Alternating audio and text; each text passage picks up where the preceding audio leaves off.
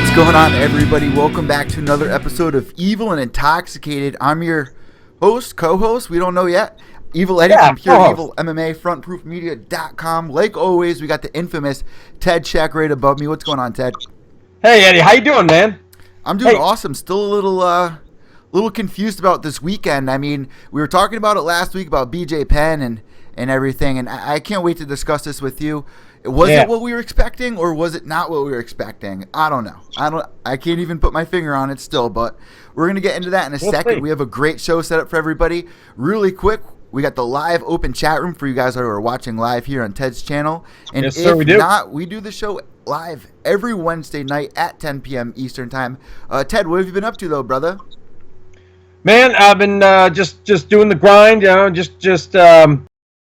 but are you excited for the inauguration? I mean, regardless of where your politics lie, it's going to be crazy. DC is going to be crazy, and the thing about it is there's like 5,000 bikers that are headed to DC because there's also going to be a bunch of protesters. So we could be looking at just a massive, just a wall of. They say they're going to form a wall of meat. That's these bikers. You know what I mean? But then you got the protesters. I mean, I really hope nobody gets hurt. That's my hope. Listen, I grew up with a bunch of bikers, Ted. I grew up around all those biker clubs and everything. They look mean. They look scary. They're just there to really kind of intimidate people from really making any action. It's not like these guys are criminals. I mean, I call some of these guys my uncle. You know what I mean? So. Oh yeah. No, I'm not insinuating that at all. It's just hopefully, cooler heads prevail and nobody gets out of hand. As a reporter, I covered I don't know if you really want to call it a riot. It was kind of like a mini one or a skirmish between some white supremacists and this other group called Anti-Racist Action here in Pennsylvania. And I hope not. I hope not. Well, there's like a lot of people out there that are saying that they're going to try to shut it down with all these like terrorist attacks. Like, right. One guy like tried to make a infiltration of it and brought these two dudes out to like a pizza parlor or something like that. I don't know if you saw that. And they were talking about using some type of like stink bomb inside the building and all this crazy stuff. But you know what, Ted? It's like this every year. I feel like when like Obama. Remember, there was still like a lot of people still not agreeing with Obama going into office. We see it a lot. I mean, this year it's definitely ripping families apart, though, and that's the difference this year. And a lot of Americans need to, find peace within one another. What's your last take on this, though, Ted? I don't want to piss too many people off. Yeah, no, I mean, I didn't. I was just, I'm just hoping for peace. Hoping that everything goes smoothly. And, that nobody gets out of hand, really. But on another note, Eddie, real quick, before we get into everything else, this is MMA related. You and I, we gotta cut some songs because I got another one. I got another song idea, dude. All right. You know how I don't know if you've seen this. There's this creepy woman. She works for, I think it's the California State Athletic Commission. Okay. And she's constantly, she's in the cage with the fighters, kind of like doing security or whatever, and then she's backstage. People call her the raven-haired security girl. So that's going to be another song. She's a raven-haired security girl. Raven-haired security girl. Right, man? Yeah. Are you with me or what? I'm with you on that. You dig it. You can do a little song. I like these little songs that you come up with. Yeah, man. We got to do this. We got to cut ourselves a record. I think I know exactly who you're talking about too. I don't know if I've heard anybody call her that. Where'd you see that? That's on it's on all the message boards. They all refer to her as the raven-haired security girl. But she can't help but touch the fighters. I mean, and the eyes. She like, oh, you know what I mean? Like she just, she's nuts. She's the raven-haired security girl. Well, speaking about this weekend, Ted, first off, before we jump into any of the fights, were you able to watch the fights? And what was your first take before we get into any of it? What did you really expect to happen in that main event? Before we discuss the outcome, what did you think was going to happen? Well, I think and I think this goes for like a lot of people, is you had your heart and you had your mind. Your heart was saying BJ, your mind was saying Yair Rodriguez. Mm-hmm. And so, you kind of thought, I'd love for BJ to win. I'd love for him to win, but I just don't think he's going to do it. I just don't see how he's going to do it. And, well, that's how it played out, right? Yeah, well, what about the new judging? Did you see that really come into effect, this weekend? I think we did because, well, Joe Lozon mentioned, he said that he thought that he, got some damage, that he damaged Marcin Held, and I thought it was a robbery. I thought Held should have won that fight. I was shocked.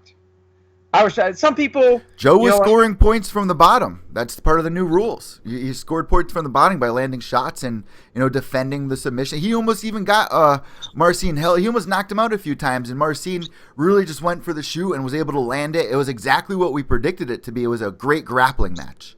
Right. And so I guess if you go by that criteria, because oftentimes I'm like, wait, this dude... dudes, and I'm not talking about this particular fight, but, somebody will get a number of takedowns, but then they don't do anything with them. Yeah. And I'm like, wait a minute, the judges are scoring that too heavily towards the wrestler. So we're seeing a kind of a correction in that. We're seeing a turnaround of sorts. So maybe I'm wrong. Maybe I'm wrong about the whole thing. But my first reaction was, it was a robbery, and we'll get into it later. But because before we even discuss getting into any of the fights, just by looking at it, it's a huge week for sports. We had the football games going on, and usually you see a stacked card this week every year. Right. Wasn't really that. There was no real stars on it. It's almost like they fed BJ as the star, and. I mean, you got Sergio Pettis on the card, Joe Lozon, but nothing that really would grab the attention of anyone outside of a hardcore fan. Oh, are you talking about the Super Bowl weekend show? Because that's always big. No, usually this week, every year. I mean, remember Conor McGregor fought 2 years ago on this day, and, they had all these... Right? I guess Yair's a big name up-and-comer, but I don't know. It didn't usually look like we weren't impressed? Well, I mean... I loved it. Don't get me wrong. I loved it. But this is a huge week. I don't know if they had too many big shows and they really didn't want to throw any out there. I don't know what the deal is. But I thought they could have made a better card for other people who, because originally the football game wasn't supposed to happen. It got delayed and then it kind of intertwined. Right. So I'm interested to see what the ratings were, is my point. And the other thing is we're in a new era here with WME IMG. There's that new era again. Well, they're cutting back on things. You know what I mean? They're cutting back on stuff. So I don't know if that came into play with this, but I don't know. Eddie, I commend you for keeping the calendar in your head, because I can't tell. I couldn't remember. This is supposed to be the weekend. I always knew it was Super Bowl weekend. That was supposed to be the big one.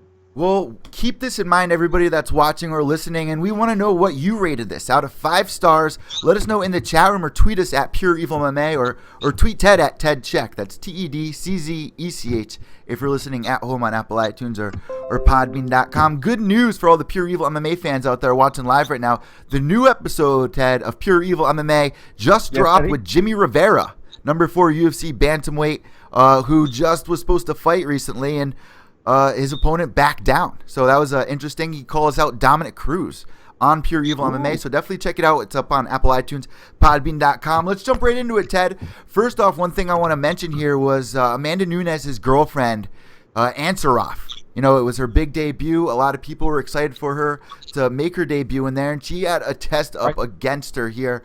What was your take? I mean, she got the submission in the second round, looked beautiful. What was your take on her performance, Ted? Eddie, I'm gonna just be totally upfront here. I did not see. I wasn't able to see Invicta. The only thing. No, it wasn't Invicta. It was the UFC card. Okay.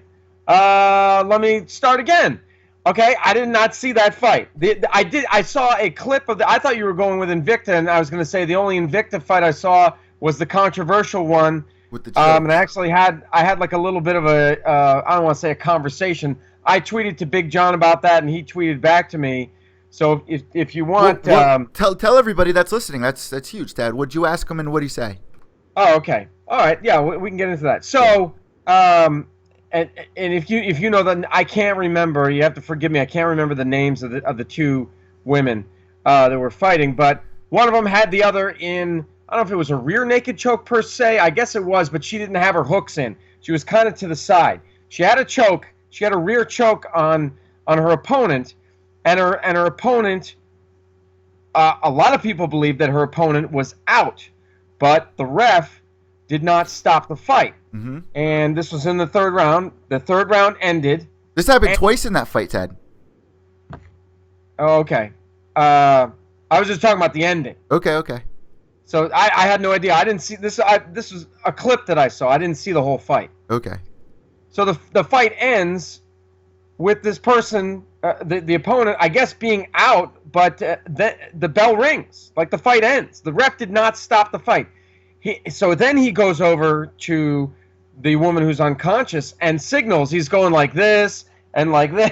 He's got all the, he's doing that. He's doing it all. It's Rich Franklin's brother. Okay. Yep. I forget the guy's name, but he's come under criticism before for not being anyway. Mm-hmm. So the bell rings and then he's doing this stuff. So my question to Big John was, well, wait, if the fight ended and the ref did not signal that she was out, the ref did not stop the fight, how can you say that she was out, and how can you say that she should not have won the fight? Because Big John was saying, well, she was out. You can't give the fight to a person who was out. Yeah. And I said, yeah, but the fight ended. Mm-hmm. The ref didn't step in time. And Big John was like, yeah, but it doesn't matter. She was out. So I sent him something back saying, but you know what I mean? I was like Obama. If. No, but you know what I'm saying? Like, it was. How did we know that she was out? The ref didn't say that she was. So that was a controversy there because she ended up getting the decision. Right? Yep. Right. So, Eddie, now that I am thoroughly embarrassed because I did not see, it's Nina, right? Nina Ansaroff? Yes.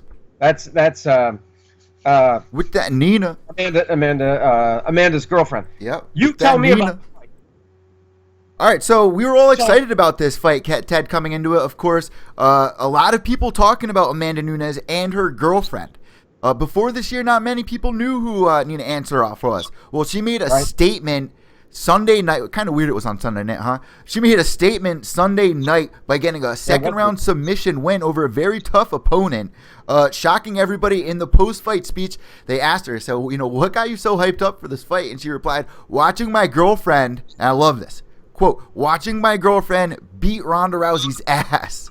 And I was just like, damn. Everybody was ready for this girl to make a splash, and she came in here. Nina was saying that about Amanda. Oh, yeah. Okay. Well, when have you ever heard, my girlfriend beat Ronda's ass inside the octagon? Never before has that happened before.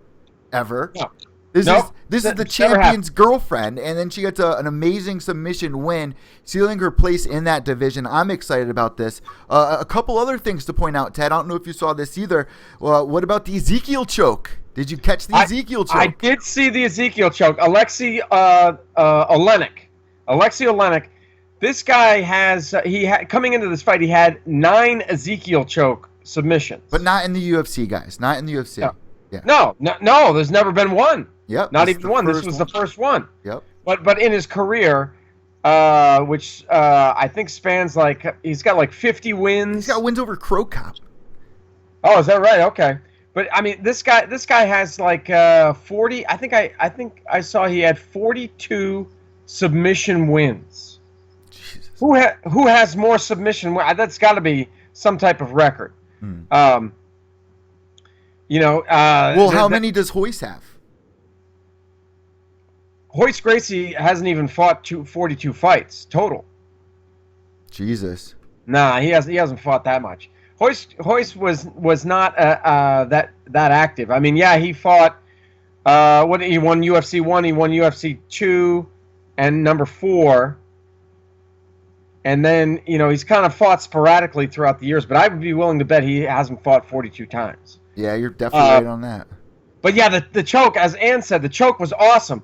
It's like a rear naked choke from the front, basically, I guess. It was weird because I didn't know what was happening. I was like, oh my God. I was like, wait a second. Is that dude out? Yeah. And I don't know. I didn't have time to research this, but why do they call it the Ezekiel choke? I mean, Ezekiel. That's a demon, isn't it? What's that? Ezekiel is a demon, isn't it? And it's also from the Bible. Well, yeah, he's a biblical figure, so I didn't know if he was like a hugger. You know what I mean? Like he just went around going, "Hey, bro." Hey, bro. Yo, right? bro. Yeah, he's a big hugger. He just likes to hug people around the neck. Like Josh the Cuddly Bear Copeland. Yeah. So yeah, but that was fantastic. I love seeing these rare submissions. Like was it last year or the year before? Ben Saunders got the omoplata. Mm-hmm. It was the first omoplata in the He fought UFC. tonight too, as well on Sunday night.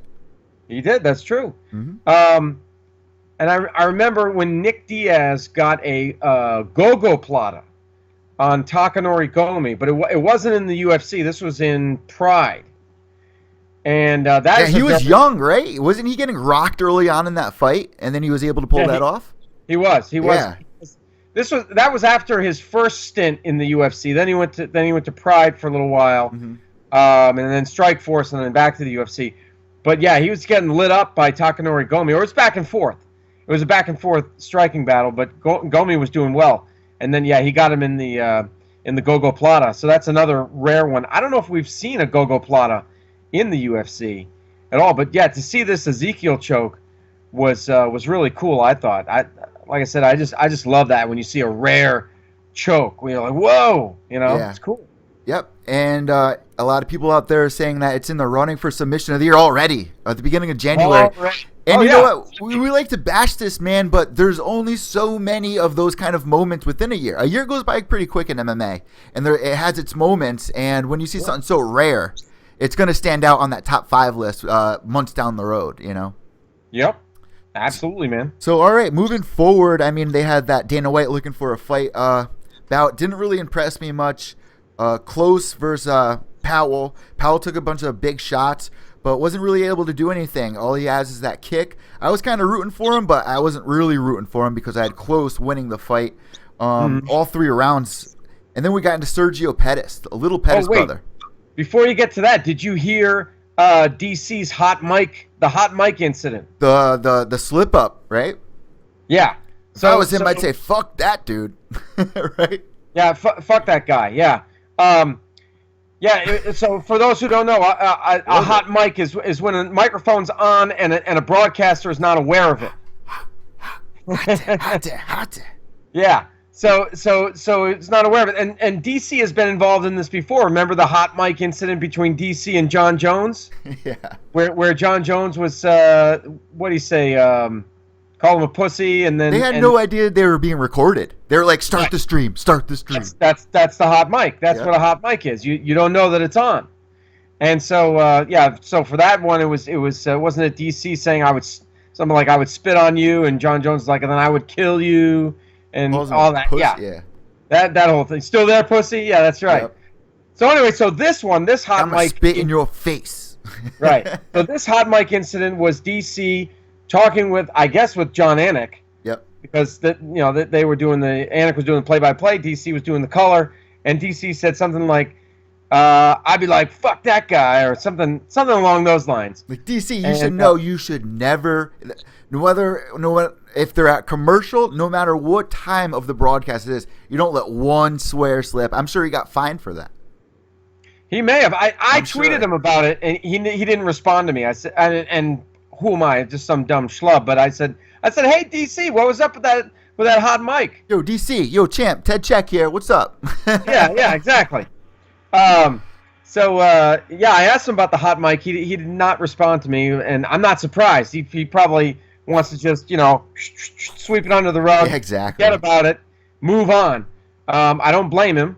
And probably the UFC and Fox would get upset at him if he started talking about it. I think everybody just wants to forget about it. But everyone just wants to forget about it. Ted, why yeah, can't you just let it go? I mean, you have these conversations because I've done a little bit of play-by-play myself, and you might have conversations that are during commercial breaks and such. But yeah, you got to keep them professional. Yep, for exactly. fear of that happening, because that can happen. So that was right after that fight, right that we got up to the close versus Powell fight. Moving forward, Ted, Sergio Pettis going against Moraga. Me and you broke this down on last week's episode of Evil and Intoxicated.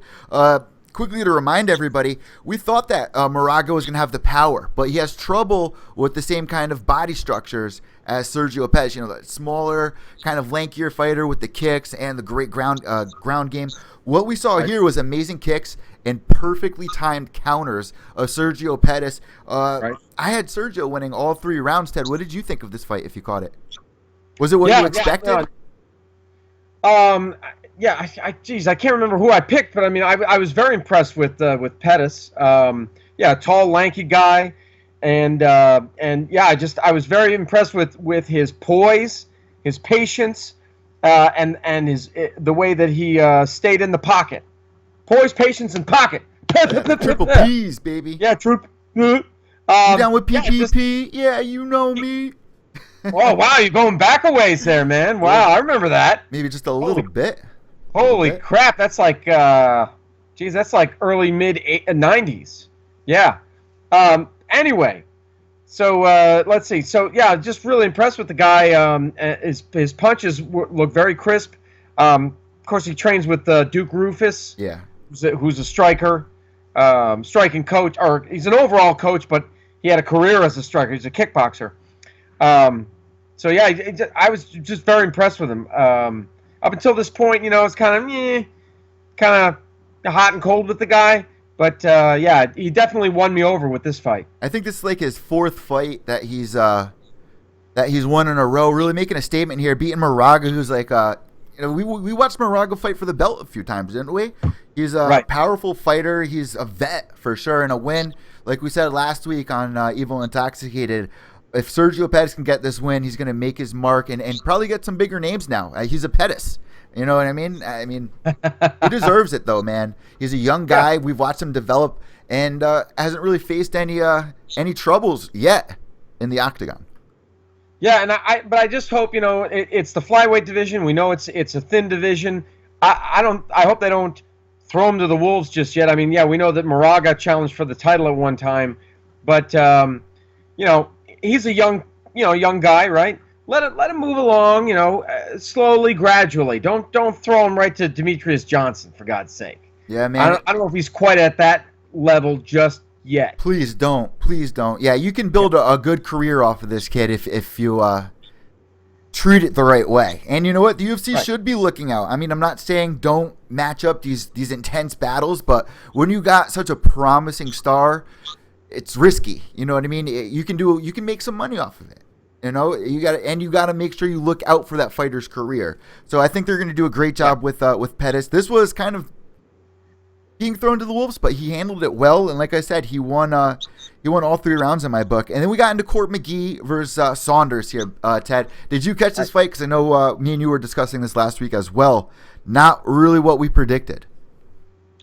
No, I'm Ben Saunders coming away with the win. I mean that's cool. It's kind of one of these fights. You're like, geez, is there any way that neither one of them could lose? Yeah. You know what I mean? When you get these fights where you're rooting for both guys, and but it's good to see Ben Saunders come away with the win. The guy's been around for a long time, and he's got those weird sideburns, man. Like they start here, scary looking, here. And I don't know. I guess you could call them the Killer Bee sideburns. But he really used his length well, I thought. because he's so tall for a welterweight, 6'3". Yep. You know, and I thought he really used that well, and yeah, just kind of brought everything together, and made for a great fight. Well, we were saying last week that we thought Court could possibly get the knockout early on in the fight, man. He was trying. Didn't do that well, though, in the first round. I thought he did pretty well in the second and third. Right. But not enough to win him the fight. You know what I mean? So I'm not arguing with the refs here, but on social media during the fight, it was going both ways. Some people thought McGee won. Some people thought Saunders won. So it was like, Jesus. It was a good fight. And that gets us to our next one. Joe Lauzon versus Marcin Held. Very controversial fight here, Ted. Yeah. Oh, hey Eddie, let me break in if I could. No, yeah, I saw that. We have Toonces the Driving Cat. You remember from SNL? No way. Toonces, Driving Cat. That used to be my favorite. It's just him, his little paws over the steering wheel, and he crashed the cars. Well, Toonces has some constructive criticism for us. Welcome to Evil and Intoxicated. Yeah, Toonces he's a follower of mine or a subscriber, I guess. He's on my channel a lot, and I appreciate his input, his or her. I'm thinking it's a dude, but I'm not positive on that. Toonces says the downfall of this podcast is the horrible graphics. Well, that's all right. That's all right, because a lot of podcasts out there don't really have graphics. I really appreciate it. This is like beta version 1.1. It's only going to get better. Don't worry. So, yeah, let me just ask Toonces, how could we improve the graphics? What would you like to see that we don't have, or what should we change? Yeah, let us know. How can we make it better? We're trying to make it fun for everybody. We appreciate everybody's criticisms, and I don't even take that as a criticism. I appreciate everyone's output. Of course, there's millions and millions of people. To make everybody happy is pretty difficult. But we'll definitely, if you have any suggestions, let us know for sure. Yeah, so we'll see. I hope Toonces is still listening and lets us know for sure. But yeah, take it away, Eddie. Get back to Lauzon and Held. One more thing, guys. This is not just a video podcast. This is also an audio podcast. If you guys do have any suggestions, let us know. Tweet us at Pure Evil MMA or on Twitter. This is for you guys. This show is for you guys. Me and Ted are just reporters. We got our MMA thing going on. We want to have fun with all of you guys, the open chat room. This is for your discussion. If you guys have anything at all that you want to say, definitely let us know. And we're professional here, so we take it professionally. All right, moving forward, Ted. Yes, Joe Lauzon versus Marcin Held. This was an exciting fight. We both said it was going to be a great grappling match. Getting into it, Marcin Held coming over from Bellator, having some trouble early on in that fight against Joe Lauzon, but was able to come back in what I thought, win the fight. But it was so close. Judges saw it some way else, and they actually scored it for Joe Lauzon. And this has happened to Joe before in the past, where we thought Joe won the fight, and the judges saw it differently. So kind of evens it out in a way, but it sucks for the fighter who worked so hard for the win, and a lot of people would agree that this is controversial.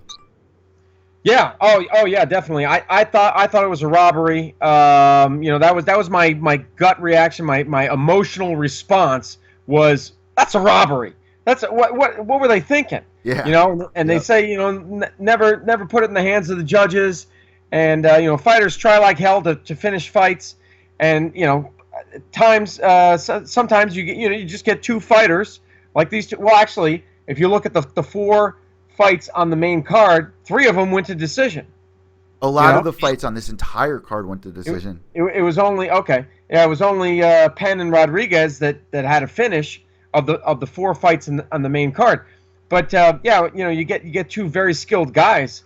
Like Marcin Held and Joe Lauzon, and they sometimes they kind of cancel each other out, and but I thought Held did enough to win, and it turned out it went the other way. And Lauzon immediately, I believe it was in the cage, right in the octagon. Yep. He said that he did not deserve the win, that it should go to Held, and then I saw. He's got his own vlog on YouTube. He even met with Held backstage. Yeah. And told him that again, face to face. Told him that. So I was like, wow, that is really, it's refreshing. It's such a what a humble guy. You know what I mean? What he's real, Well, man. it's what He's we real. expect from him, man. He's such a veteran. He's so true to the sport. He's a role model for a lot of people. A promising fighter since that season Ultimate Fighter, season 5, I think he was on. And like I said, this has happened to him before. And he was just like, this has happened to me. So I understand, but I really think I lost, and I like hearing that because that Joe wasn't like, oh, yeah, fuck yeah, I won, and goes back to the gym confident when really he's thinking, man, I need to fix this. Oh, I wasn't thinking about that. And some people can blame the sparring partners, but really you don't know what to expect when you step in there with somebody like Marcin freaking Held, even if you are Joe Lozon. So I'm happy when I do hear stuff like that. He's honest, and it's exactly what we expected from somebody like Joe Lozon. Right, he's the kind of guy that couldn't live with himself if he pretended as though he had won the fight. He wouldn't be able to stand himself. And he's a stand-up guy. He did that video. I don't know if you saw it, but he analyzed Husamar Paul Harris, and he did a side-by-side. Here's my submission wins and Paul Harris's, and kind of through the evidence was able to prove that yes, Husamar Paul Harris was holding on to submissions far longer, and I mean we're talking about seconds here, but that counts for so much in mixed martial arts. Yeah, and it was cool to see that video. I really I enjoyed that one. So just a stand-up guy, a real honest, good guy. He's one of the good guys in the sport. Well, guys, we are at a 30-minute mark now, and you know what that means. It's time to talk about our main event before we move on to some of the other MMA news going around this week. And once again, it was another weird week in MMA. We can just call this whole segment weird and wacky news, I guess. So let's get into it, Ted. BJ Penn versus Yair Rodriguez. I was getting excited as we were getting closer to the fight. Like I said, when we saw him walk out for the open workouts, well, we didn't really talk. We talked Wednesday. And I told you guys, I like waiting for the weigh-ins and the open workouts because you can catch a vibe. Well, Ted, to catch you guys up, the vibe I caught actually raised more confidence in me going for BJ Penn to do better than I originally thought he would against a young gun like Yair Rodriguez. Remember, he was originally supposed to fight Dennis Seaver. We both agreed that was a great matchup, both older, both on the other side of their career. Yep. Then there was supposed to be, Ricardo Lamas. Well, he had a feud. BJ had a feud going on with Nick Lentz. Yeah. And that was supposed to be. I thought that was going to be the matchup. Now 155, right? Now at 145. Yeah, maybe. I see. I got a couple of issues here.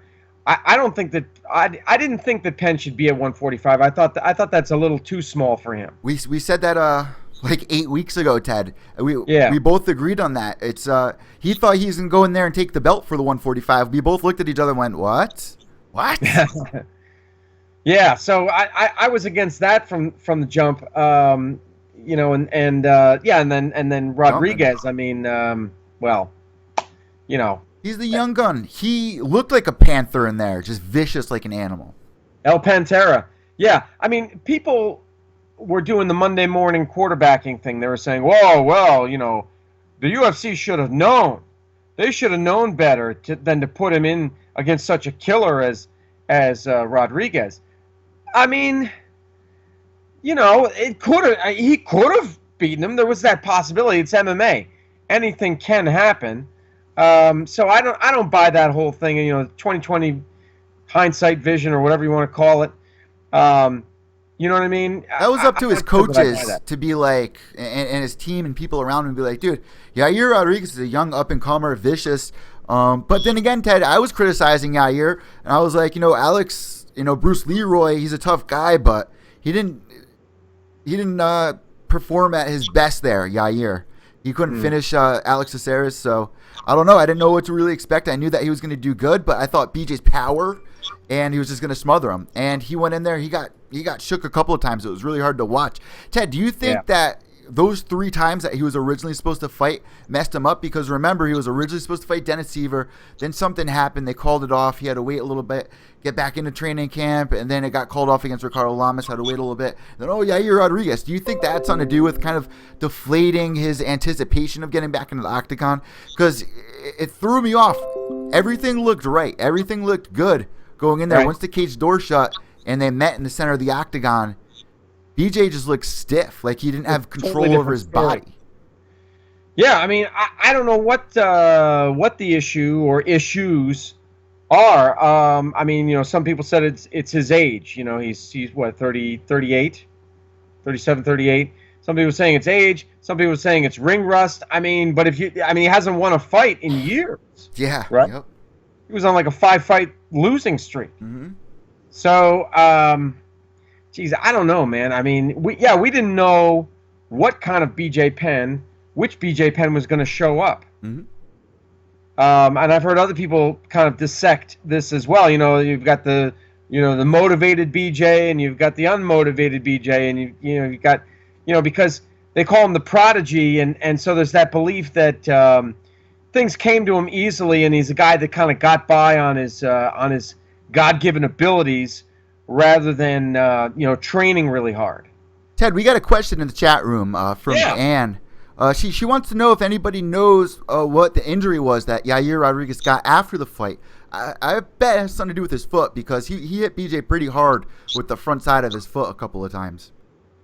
Yeah, I'm not sure. Hold on, I'll look it up real quick.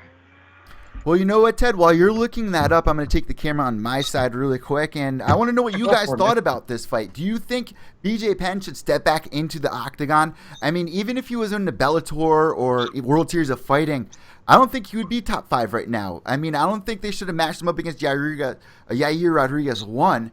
And number 2, I felt like the UFC kind of knew that this was going to be the outcome against Yair Rodriguez, because they didn't do much to really promote it. They needed a headline, and they kind of put him there. Remember, when BJ was originally supposed to return, he was a prelim fighter. He was going to return on the prelims, and we were all like, damn, BJ Penn on the prelims. What do you guys think about this? Should BJ Penn return? And if he does, who should it be against? Or is this going to be the final time we see BJ Penn in there? I don't know. What do you guys think? Let us know in the chat room and at Pure Evil MMA. And also, make sure you tag Ted at Ted Czech. Ted, camera back on you, brother. Yeah, so Eddie, I just did a quick search here. Apparently, it's his knee. And it didn't happen during the fight. It happened prior to the fight. But somehow he was able to pass his medicals, number 1. And number 2, still do all that spinning, flying shit. And just totally destroy BJ on a bum knee. That's pretty amazing. Yeah, without a doubt. He must have been extremely confident, and I think that this is going to build a lot of confidence in him. Remember, he was like, if I beat BJ, I think I can get that title shot. We were like, hold up. But we're not going to tell him to hold up, because every fighter needs that confidence. They need to think that they're the best in the world to become the best in the world. Shout out to the birthday boy, Muhammad Ali. Well, hey, Eddie, check it out. So I said after this fight, I said I thought Yair Rodriguez should be matched up against somebody maybe between the top 10 and top 15. So from 10 to 15. What about Jeremy Stevens? Well, that's a possibility. Yair Rodriguez is already at number 10. He is already at number 10 in the featherweight division. You've got, I'll run through it real quick. Brian Ortega at number 9, Dennis Bermudez 8, Charles Oliveira at 7, Anthony Pettis at 6, Jeremy Stevens at 5, Cub Swanson 4, Ricardo Lamas 3, Frankie Edgar 2, Holloway, the interim champ, at number 1, and then Jose Aldo, the champion. That is one stacked division right now. You look 5 years back, Ted, that division didn't have killers like that. Yeah, no, I mean, all those guys. Yeah, that's you're absolutely right. Within the past, year or two, I would say. Yeah. Yep. So I mean, Jose Aldo just ran through everybody in that division for a long time, even in the WEC. Yeah, I don't know that he could do that now. I think the competition is such that I don't think we could have. I don't think Jose Aldo could run through all these guys. What? I beg to differ on that, man. Beg to differ. Nah, I don't think he could run through them all. I mean, we'll have to wait and see. We shall see. We shall see. but back to Yair Rodriguez. Oh, you're welcome, Ann. By the way, for the info. Yeah, that's what we're here. We aim to please. Hey, as an aside, I used to, as a kid, I would go to this pizza joint in Newport. You go into the bathroom, right? They had a sign that says, "We aim to please, so please aim." Anyway, so yeah. Who do you think Yair Rodriguez should fight next? So you're saying Jeremy Stephens at number 5, huh? I think so. He's coming off a loss to Frankie Edgar, remember? And right. Yair's moving up. Some people may argue, say, well, he's coming off a loss. Well, I think that's a good matchup. You got Jeremy Stephens with the power, and then you got Yair Rodriguez with the vicious kicks. Yeah, that's a good style matchup right there. Styles make fights, as they say, and yeah. What will win? Will it be the power of Jeremy Stephens or the flashy yet technical spinning, flying shit of Yair Rodriguez? Yeah, and you know what? Like I asked you guys at the beginning of the podcast, should we have known this was going to happen? We couldn't have known. But once that first round happened, Ted, the tone was set. Like, I was at the edge of my seat for like 30 seconds. Then I was like, Yair's got this. Oh yeah, I mean, Penn just couldn't mount any offense. He almost got him down for a quick second. We'll give him this. He landed like one or two like powerful shots. Right. But Yair was just so vicious. Like, he was just swiping at BJ with everything. And BJ never really seen that kind of a style before. And I said this, it reminded me of Johnny Hendricks versus Wonder Boy. There was no answers to the leg kicks. He just looked confused. We saw that in the fight with John Bones Jones versus Rampage. He was like, can he stop throwing these leg kicks? I mean, and the thing that puzzles me is he was training at Jackson Winklejohn. Yeah. That's a smart camp. I mean, they usually come up with some great game plans. I don't know how they didn't see this one coming. You know what I mean? They know what this guy offers. Why couldn't they bring in some people to mimic that style? I mean, it's a very unique style, but bring in Alex Caceres or bring in oh God, I don't know. There's got to be somebody out there that they can bring in. You know what I mean?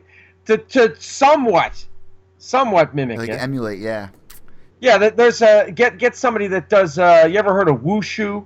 It's a Chinese martial art, but it's like they do a lot of like flying triple kick kind of maneuvers and everything. Ted, I gotta ask you, man. I've been seeing I've been seeing these videos for years, and I just think it's so ridiculous. You ever see those videos of the guys who claim they have these powers in martial arts where they can put their hands out and drop people? Have you ever seen that before? Yeah, I've seen the one where the famous one that went viral where the guy was trying to do that and the other dude just wrecked him. I didn't see that one, but I bet he did. I bet he wrecked him. Wrecked him. He damn near killed him. Yeah, I'll have to find it for you and send it to you. But he's like a Japanese guy, and he was like trying to go like whoo, push. Whoosh. Yeah, just use the force of the force. Later. Use the force. Chuckulates. The force unleashed. All right, Ted, moving forward, guys, we're moving into the MMA news section. It was a weird and crazy week. I'm going to hand the microphone and the video camera over to Ted. Ted, take it away. Well, yeah, Eddie, the thing that stood out for me was Tim Kennedy. Tim Kennedy retiring. Announcing his retirement on Facebook in a lengthy post. Saying that it was after the fight with Kelvin Gastelum. He was basically sitting there in the hospital with with his trainer, and just decided, what, this is it. That he was done. That the mind was willing, but the body couldn't do what his mind was coming up with. You know what he was thinking. He knew what he should be doing, but the connection there wasn't quite what it had been. Yeah. You know, and he just he's like, hey, this is a moment that every fighter has to come to. It's a crossroads that every fighter reaches at some point in their career. And for him, he decided he didn't want to be the fighter that doesn't know when that is. He knew it, and he didn't want to ignore it. Yep. He didn't want to be that guy. Me and you spoke to his boy, the big country music star, Shane Steiner, and he was telling us. He was like, he's got so much going on outside of the octagon right now between hunting Hitler. He has that program me and you were discussing with him about the, what's it called? Something dog? Slay dog? Sheepdog response. Slay dog. Sheepdog response. Quickly, Ted, can you explain what that is to everybody? Because this is a great idea for Tim Kennedy. I bet this was like the seal, the stamp of like, I got something good here with all this going on, but I think that really did it. Can you just tell everybody what that is before we explain Tim Kennedy's retirement a little further? Absolutely. Okay. Yeah, sheepdog response. It's basically off of the concept that so most people are sheep, right? Let's just say most people are sheep. Then you have the people who protect the sheep. Those are the sheepdogs. The sheepdogs protect the sheep from the wolves, who are the bad guys. Mm-hmm. So this is sheepdog response. This is a course or a series of courses to help train the sheepdogs and make them even better. And sheepdogs could be anybody. It could be you or me. If we wanted to learn more about how to handle a gun, and it's a combination of they go out in the range and shoot. They do some jiu-jitsu or they do some MMA, and it's a whole bunch of things. It's a combination of things like that. They train law enforcement officers and civilians alike. So yeah, I think it's a great idea, and it's a business. It's one of Tim's many businesses that he has. I think he also has a couple of clothing lines, and like you said, he's got the Hunting Hitler series. I think they just wrapped up the second season of that. That's going off of the notion or the idea, the theory that Hitler's still alive. That Hitler escaped. He escaped from Germany. That he did not commit suicide, as was originally, that was a farce, that was a hoax. He did not commit suicide, and that he and a bunch of other Nazis actually made it all the way to South America. We know that to be true. There is, without a doubt, irrefutable evidence that Nazis made it to South America. I mean, we have Brazilians who have German surnames. How does a Brazilian have a German surname? I'm not saying they're necessarily descended from the Nazis, but there are Germans that have settled in South America.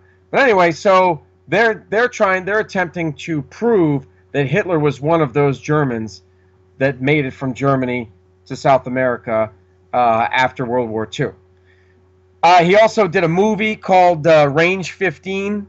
I believe he produced it. He starred in it. It was a really crazy movie.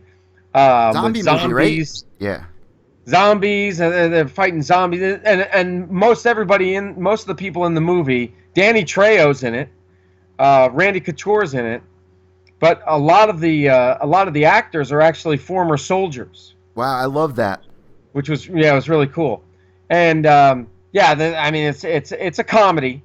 It's like an action comedy kind of thing. One dude carries around a blow-up doll for the entire movie. Like he's just got this female blow-up doll with him all the way through the movie. But so I think the champ is here is saying he's almost retired from reserve duty too. That's right. Yeah, I knew he wasn't active, but I thought he still had his hands in some military activities. So yeah, I guess he's on reserve duty. But they can always use a guy like him. I mean, the guy was a sniper and a ranger. So the other thing about Tim, and he kind of hinted at this in that Facebook post, is that it sounds like he wants to continue with the MMA. Well, we can't call it a union because they're not employees, but the Fighters Association. He wants to continue, and I think that's a great idea because he's a smart guy and he's a former fighter. So who better to kind of lead that than Tim Kennedy? Well, man, that came through like a storm, and it's really settled down a lot. We haven't really been hearing much from anyone in that circle. Mm-hmm. Yeah, you're absolutely right. We kind of need to. We need an update. Also, guys, need an update on that. Go ahead. Also, guys, while we're on the topic of people leaving or retiring, Henry Hooft leaving the Black Zillions. Ted, did you hear about this? Henry Hooft, the striking coach. Also, Rashad Evans, who trains over there, is leaving the Black Zillions, who went on the MMA Hour to kind of discuss this. He says that it's worse than high school over there, worse than high school drama over at the Black Zillions. We all remember watching that season of Black Zillions versus ATT. And we remember kind of the drama that surrounded it. It's a bunch of superstars at the gym, and you know what? They have a great program, but this happens everywhere. Whether it's your house, whether it's work, there's going to be drama, and you got to be able to deal with that drama. And everybody needs to agree somewhere and find that level ground. Unfortunately, Henry Hooft couldn't find that level ground, and he's leaving, and that's a big part of the Black Zillions. Ted, what did you think about all this? Oh yeah, I mean, and Henry Hooft did a great job over there, and really brought everybody's striking, up just several notches. That guy is an amazing coach. So and we don't know exactly what. I mean, you said there's a lot of drama. But beyond that, we saw drama a couple of years ago with Alistair Overeem. Yeah. Overeem couldn't get along with anybody. Yep. His head couldn't fit through the door. It was so big. And I'm not talking about the horse meat. So anyway, so we saw drama there. But yeah, you're right. When you get a lot of high-profile guys, I mean, they had Rashad Evans and Tyrone Spong was over there, and who else was there? Vitor Belfort at one time, right? Yeah. Matt Mitrione, Eddie Alvarez at one time was over there. Like, they've had a lot of guys come through there and a lot of guys that stayed. What's that guy's name? Usman. Kamaru Usman. Yep. He was there. Oh, Michael Johnson. So, yeah, you get a lot of guys. You get a lot of egos. You know what I mean? That can be the perfect storm. Other people blamed it on the whole Reebok thing because they were heavily sponsored by Jocko Clothing. But once Reebok came in and got the exclusive contract, Jocko couldn't put their name on anybody's stuff. You know what I mean? They couldn't sponsor any of their fighters. And so some people were saying, oh, that was kind of the beginning of the end. But so I guess it's Hooft and Rashad Evans. They left, and I'm not sure. Was there somebody else that went with them? There's a bunch of guys that just aren't getting along. They're all pretty much splitting up. So I don't know what's going to go on with the remaining, couple of people. Of course, the guy who founded the Black Zillions. I don't know what he's going to be doing now, but we're going to have to wait. We got the Zillions over here and the Blacks over there. Is that the split, or like where is it? I don't know. It's crazy. ATT is like 10 minutes away, and I doubt anybody's going to go there because of the rivalry. Well, I mean, you never know. I mean, that's old. That's old news, right? They split from ATT, right? That they were some of those people, or there was that. I don't know the whole thing, but I asked Peter Hassan. I was like, he's from over there. I was like, is there still any beef between you guys? He was like, nah, that's old. I mean, maybe it might be a little weird at the water cooler, but all in all, we're all fighters trying to aim towards the same thing. Exactly. Ted, I think if they bent the knee, I think if they said, you know what, we'd like to come back, some of the Black Zillions, if they wanted to go back to ATT. I mean, I don't know anybody over there, as far as the management or the ownership, but if you come back and you're humble and you bend the knee, maybe they would let him back in. For everybody that's not familiar, that's where a lot of the guys came from. Was over from ATT. Right.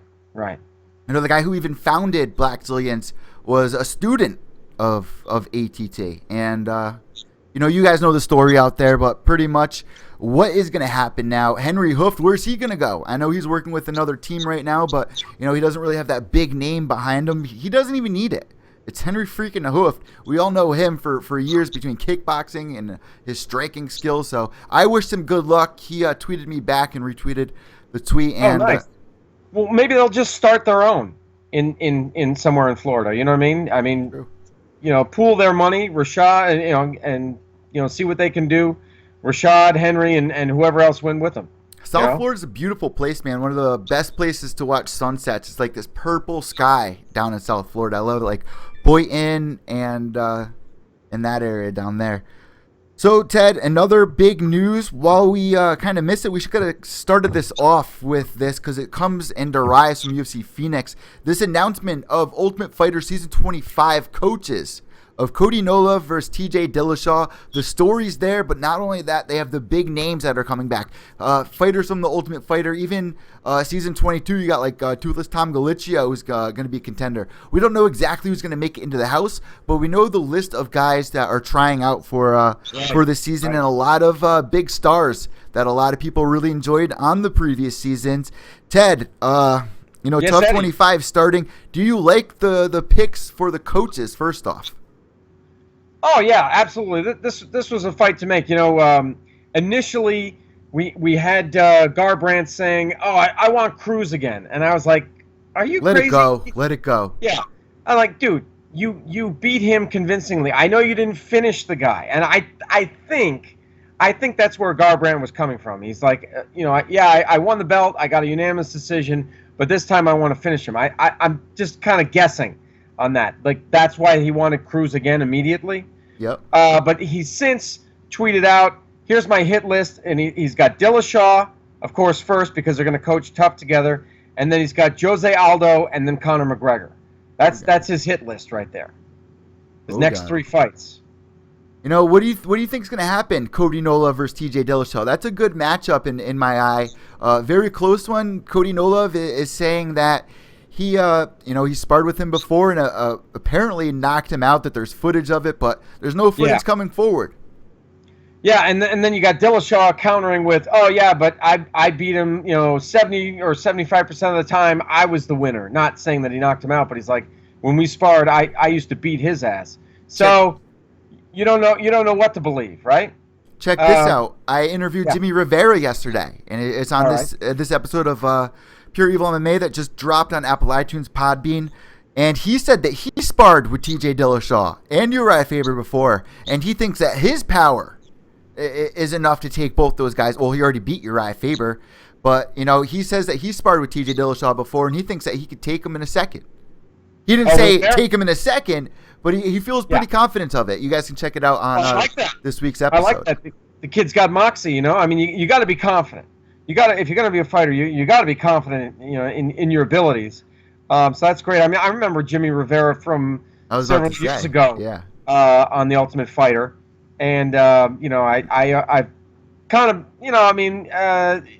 hoped that he would progress. And so it's good to see him back in the UFC and making waves. Back to Dillashaw and Garbrandt. Yeah, this is the fight to make because we've already got the feud here. We know that TJ Dillashaw was with Team Alpha Male, and he had that ugly split and went with Dwayne Bang Ludwig.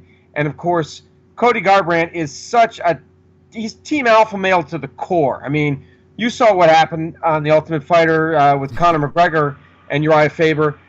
Garbrandt got up and he pushed Conor. He was messing with touchy-feely. He was getting all up on touchy-feely.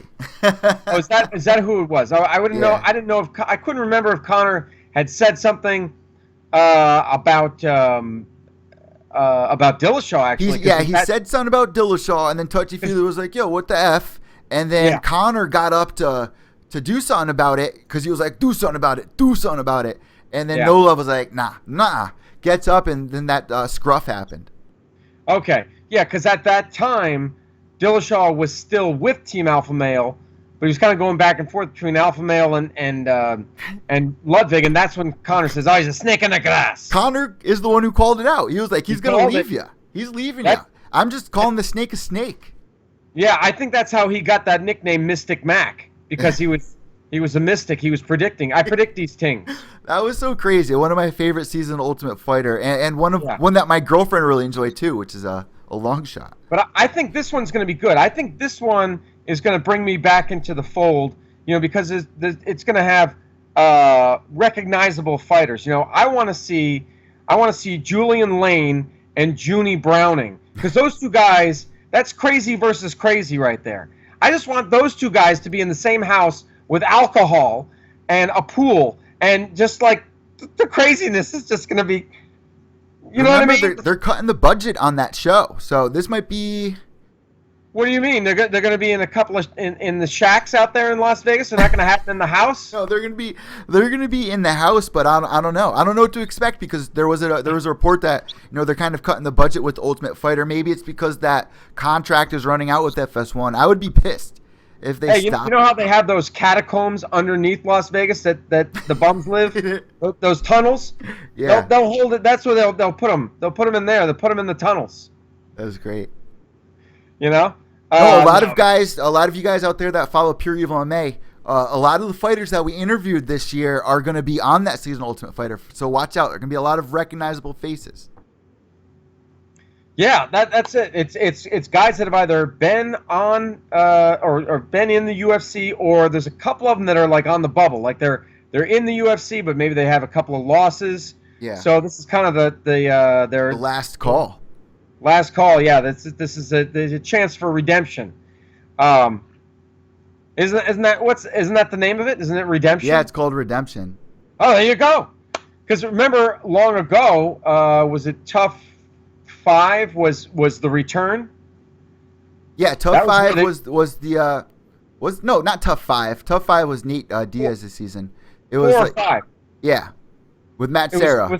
They brought guys back who had been in the UFC, and that's where we had Matt Serra, who then fought GSP and won. In probably the biggest upset, one of the biggest upsets in UFC history. That was a fun fight. Of course, GSP was had a lot of mental problems after that. He had to go to some sports psychologists, and that really messed him up for a little bit. This is going to be a fun and exciting season. We want to know what you guys think about this. So make sure you guys tweet us on Twitter at Pure Evil MMA and at Ted Czech. That's TEDCZECH. Moving forward, Ted, Tito Ortiz, it's going to be his last time in the octagon. Really quick, let's just run by this really quick. It's going to be his last time, not in the octagon, but in the cage for Bellator. The Bellator cage. Is that what they just call it, the Bellator cage? The Bellator cage. It's kind of a generic Bellator cage. In the Bellator cage. Why did they come up with a name for it, Well, I want to ask everybody, what do you think's going to be the outcome here? Tito Ortiz did a pretty good job in his last fight, even though he lost. He got submitted from the top by McGee over there. By McGeary. Sorry about that. Neil McGarry. Sorry about that. Yeah. But Chael Sonnen is no McGarry on the ground. No, not at all. Okay. But Chael Sonnen, he probably has a couple of submissions. He submitted, who did he submit? Did he submit Shogun? No. I can't remember. But he might have a couple of submissions to his credit, but he's no submission artist. He's a wrestler. He's a wrestler through and through. And, he actually took it to Anderson Silva on the feet in their first fight. Before getting submitted. But before getting submitted. I didn't know a tap meant that was it. I thought that was just the end of the round. I didn't think that the tap meant that you lost the fight. But hey, Minion's on board. Minion! What's going on, Minion? All right. So anyway, I'm just saying hi to him. Anyway, I'm just saying hi to him. Anyway, guys, Tito Ortiz, I think he's going to have some luck in there against Chael Sonnen. I think that he might knock around Chael Sonnen a couple of times, but you never know, because Chael's a brutal fighter as well. Once again, Ted, I don't know what to expect from Chael. It's been a while. It has. I'm leaning towards Tito on this. I'm leaning towards Tito. Tito is going to be the bigger fighter. We know he always comes in shape. That's one thing with Tito. Dude always comes in shape. He's a hard worker, right? I remember, when he was the champ, and maybe even after he lost the belt, he would always go to Big Bear. There's this place in California, and he would just sequester himself and just bring like 4 or 5 training partners with him and just train in solitude. Well, not entirely solitude because he had people with him, but you get what I'm saying. You know what I mean? He would just get away from all the noise and get up in the mountains and whatever and just train. So he's going to come in shape. He's going to come in big. He's going to be bigger, far bigger than Chael Sonnen. I mean, Chael might try to bulk up, but he's going to juice box him, bro. Yeah, juice box. Yeah, squash you. But I mean, Tito's a big dude, and and he's got the wrestling too, and I think that's what's going to happen. And we're going to see the Tito of old. I mean, he might be a little bit slower. He's going to be emotional for sure. This is his last fight. It's not like we didn't know, and he knew about it. He announced it to everybody, so the pressure's really on. Yeah. But the other thing was, Chael said something a week or two ago, where he's like, "I'm not sure I can beat him on the feet. I'm not sure I can beat him on the ground." You don't remember saying that? Where did he say? No, on his show did he say that? I don't know where he said it, but he said it, and it was I thought that was very bizarre, coming from Chael Sonnen. So where's he going to beat him? Exactly. I don't know. I don't know where he's going to beat him. I mean, it kind of sounded like he was giving up. Chael's been known to give up, but not before the fight. Well, I mean, it just seems so uncharacteristic of him. You know what I mean? It's just so not No, Chael. he said this. He said this before in other fights where he was like, I think I'm going to get submitted. He was like, I think I'm going to do good, but I think I'm going to get submitted. And then when the arm's wrapped up, he taps. It was almost like he foreseen it. Therefore, when he's going through it, he's like, I knew this was going to happen, and then he taps. And I'm talking about the fight with Anderson Silva is where he said this. Is that right? It's very true, 100% true. I did not know that. Yeah, he's known for giving up, but not. This is weird because there's a lot of people that are rooting for Chael Sonnen, and I don't think he's going to do bad at all. I think this might go to decision, honestly. Oh, okay. Because I'm envisioning, the Tito of old, where he gets the double and then goes for the ground and pound. We're gonna have to wait and see. I mean, that could happen. I just don't know what to expect here. Ann's got a good point. She's saying it was just a mind F. He was mind effing everybody when he was saying that, and that thought did cross my mind. Yeah. That because Chael loves it. Chael is a student of professional wrestling, so they perfect that type of thing. They the swerve. Where you get somebody thinking one way and then you do the opposite. Just the whole playing a character. Yep. Right. So yeah, it could be that he's just screwing around. But regardless, I got to go with Tito on this one. No matter what happens, we all have to bow our heads for a second for Tito Ortiz because he's done a lot for a sport. Whether you love him or hate him, it's Tito Ortiz. He helped get MMA into the homes around America, and he was a big runner for fighters voicing their opinions. Remember, he was the one who was like, I'm fighting for fighters' rights to get paid correct. And Dana didn't like it. He wore that shirt, Dana is my bitch, and Dana didn't like it. Dude, the UFC's kind of writ him off from the UFC books, I think he's still in the Hall of Fame. They didn't remove him from that, did they? No, I think he's still there. Well, where is the Hall of Fame? It's not even a real place. It's just a thing. Yeah, no, I know. It doesn't. It's like a website. I mean, Fedor's not in it, so they need to make one, and I'm sure they'll make one in the next couple of years. That's a must. A real Hall of Fame. A real Hall of Fame. I've been to the basketball Hall of Fame. I've been to the baseball Hall of Fame. I would love to go to the MMA Hall of Fame. Oh, that would be fantastic, man. I would have to make that pilgrimage for sure. Cooperstown, New York, baseball Hall of Fame, man. I went to the old fields where Babe Ruth used to go. Nice. Wow. Rod, you guys can't really see it, but I'm a huge Yankee fan, obviously. East Coast boy, East Coast Italian boy. No, you're not. You're a Boston fan. No, bro, East Coast Italian boy, man. You're from Connecticut. I'm from Rhode Island originally. My family's from New York, which originally derived from Italy. I'm a Yankees You fan, live bro. in Connecticut. How can you be a Yankees fan? Because I have lasagna every Saturday. That's why. Eddie, What do you mean, how can I be a Yankees fan? I'm so disappointed in you. Dude, I can't stand Boston. I'll give you this. I love Boston hockey. I'm a huge Bruins fan. When it comes to baseball, okay. Yankee, Italian, Saturday, lasagna. All right. Well, tell me your football team then. New York Giants. Oh, my God. Come on. You got to be kidding me. Oh, I'm no not kidding. Patriots? I'm not kidding.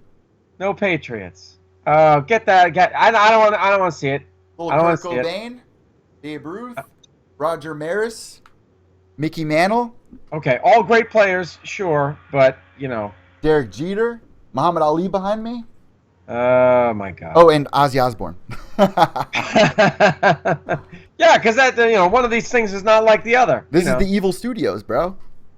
No, I got you, man. All right, so, oh yeah, Tito was one of those guys. He was champ when the UFC was in the dark ages. When they got thrown off cable.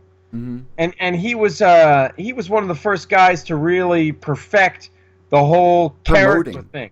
Yeah. Like he had the shorts with the flames on them, and he had the flag, and it had the Mexican flag on one side, the American flag on the other, and the skull cap, the Scully. Mm-hmm. And of course he had his own punishment clothing.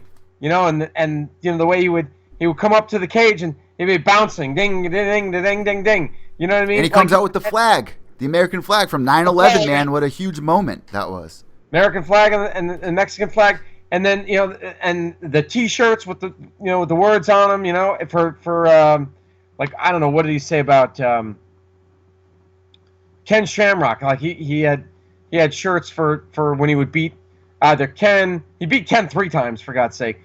But when he would fight anybody, he had a long-time feud with the Lion's Den. Shout out to season 3 of Ultimate Fighter. Jesus, that's a throwback, Ted. Wow. And then the Gravedigger thing that he would do. You know what I mean? Like, he was really that guy that kind of perfected all that whole character thing. Mm-hmm. So you're absolutely right. I totally agree with you. We owe him a lot. We do. And you know what? I really hope Bellator does a great job promoting that, like the UFC kind of did with Faber, but. That was a moment. I got goosebumps when Faber walked out, but I hope they really do something like that for Tito Ortiz. Explain his story to everybody that's not so familiar with him, because he's one of the guys that we're going to be talking about for the next 30 years in this sport of fights and things that he did, because he's part of that era, like you just said. Right. Yeah. I mean, Tito was light heavy UFC light heavyweight champ. It's a way different time now, But back then, Tito was the man. He was absolutely. Then you had a guy named Randy Couture that came along, and I remember that fight distinctly. I got to tell you, I was rooting for Couture. I was rooting for him. I actually didn't like Tito at the time.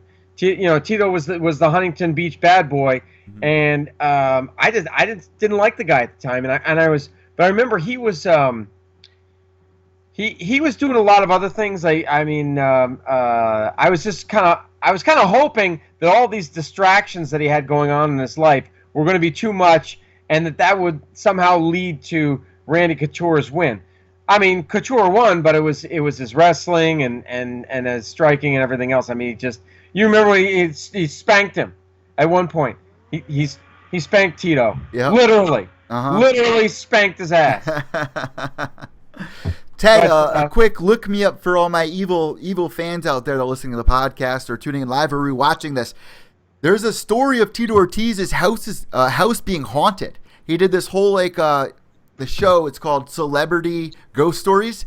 Tito Ortiz does one of them, and then they do another one after it, like a sequel to it, where they bring him back to the old house that was haunted with a paranormal investigator or a medium. It's one of my favorite ghost paranormal stories because Tito Ortiz, of course. Gotta check it out. Tito was scared shitless of a ghost that was in his house. I've never seen that. I have never seen that. Wow. It was during a big transitional moment in his career as well, where he wasn't having much luck, and there was a lot going on at home. You gotta remember, everybody's just like me and you, and I'm a little boy when the lights are out and I hear a creak or somebody, you know what I mean? So hearing Tito Ortiz, say this, and he's the Huntington Beach bad boy. It was just one of those moments. Oh, everyone say hi to Angie. Hi, Angie. Hello. What are you doing? Oh, there's the little one. Nothing. What?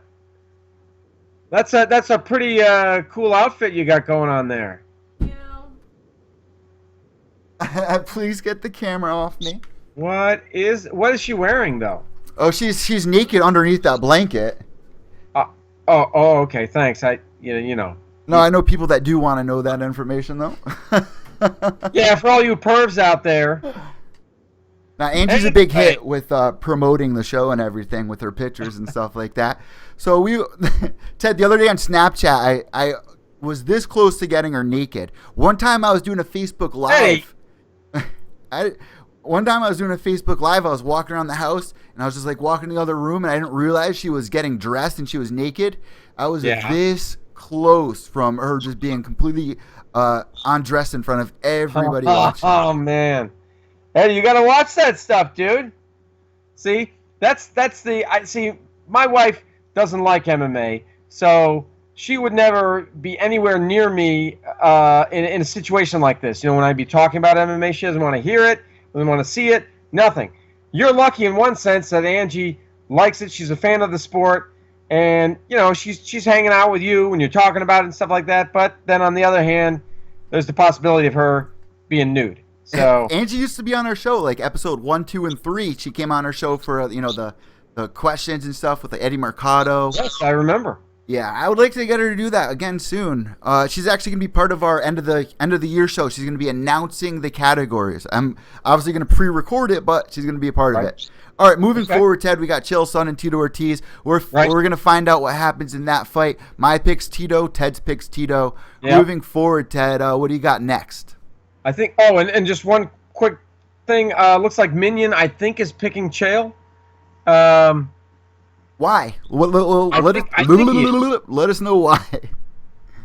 Oh, and he's right. Minion, you're right. Yeah, Chael Sonnen is on the Celebrity Apprentice, and apparently, I haven't watched it, but from what I've heard, from what I've heard, he's slaying it. He's Chael Sonnen, as we said, he is a guy who's very skilled in psychological warfare, and that's exactly what you need. You need to really play the game, as they say, when you're on those types of shows. And I wouldn't be surprised if we see him in the finals. Cheeto was on that show, remember? That's right, he was. That's right. So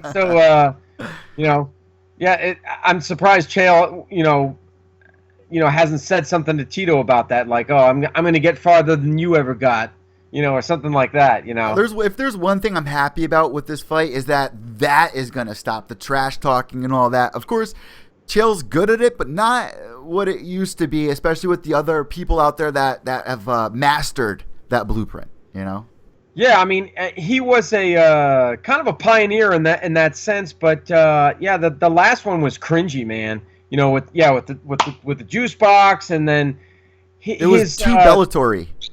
Yeah, I mean, I guess it's okay for Bellator, right? I mean, that's what Bellator does. Remember with was it Tito and Stephan Bonner, and the dude came out with the black mask on, and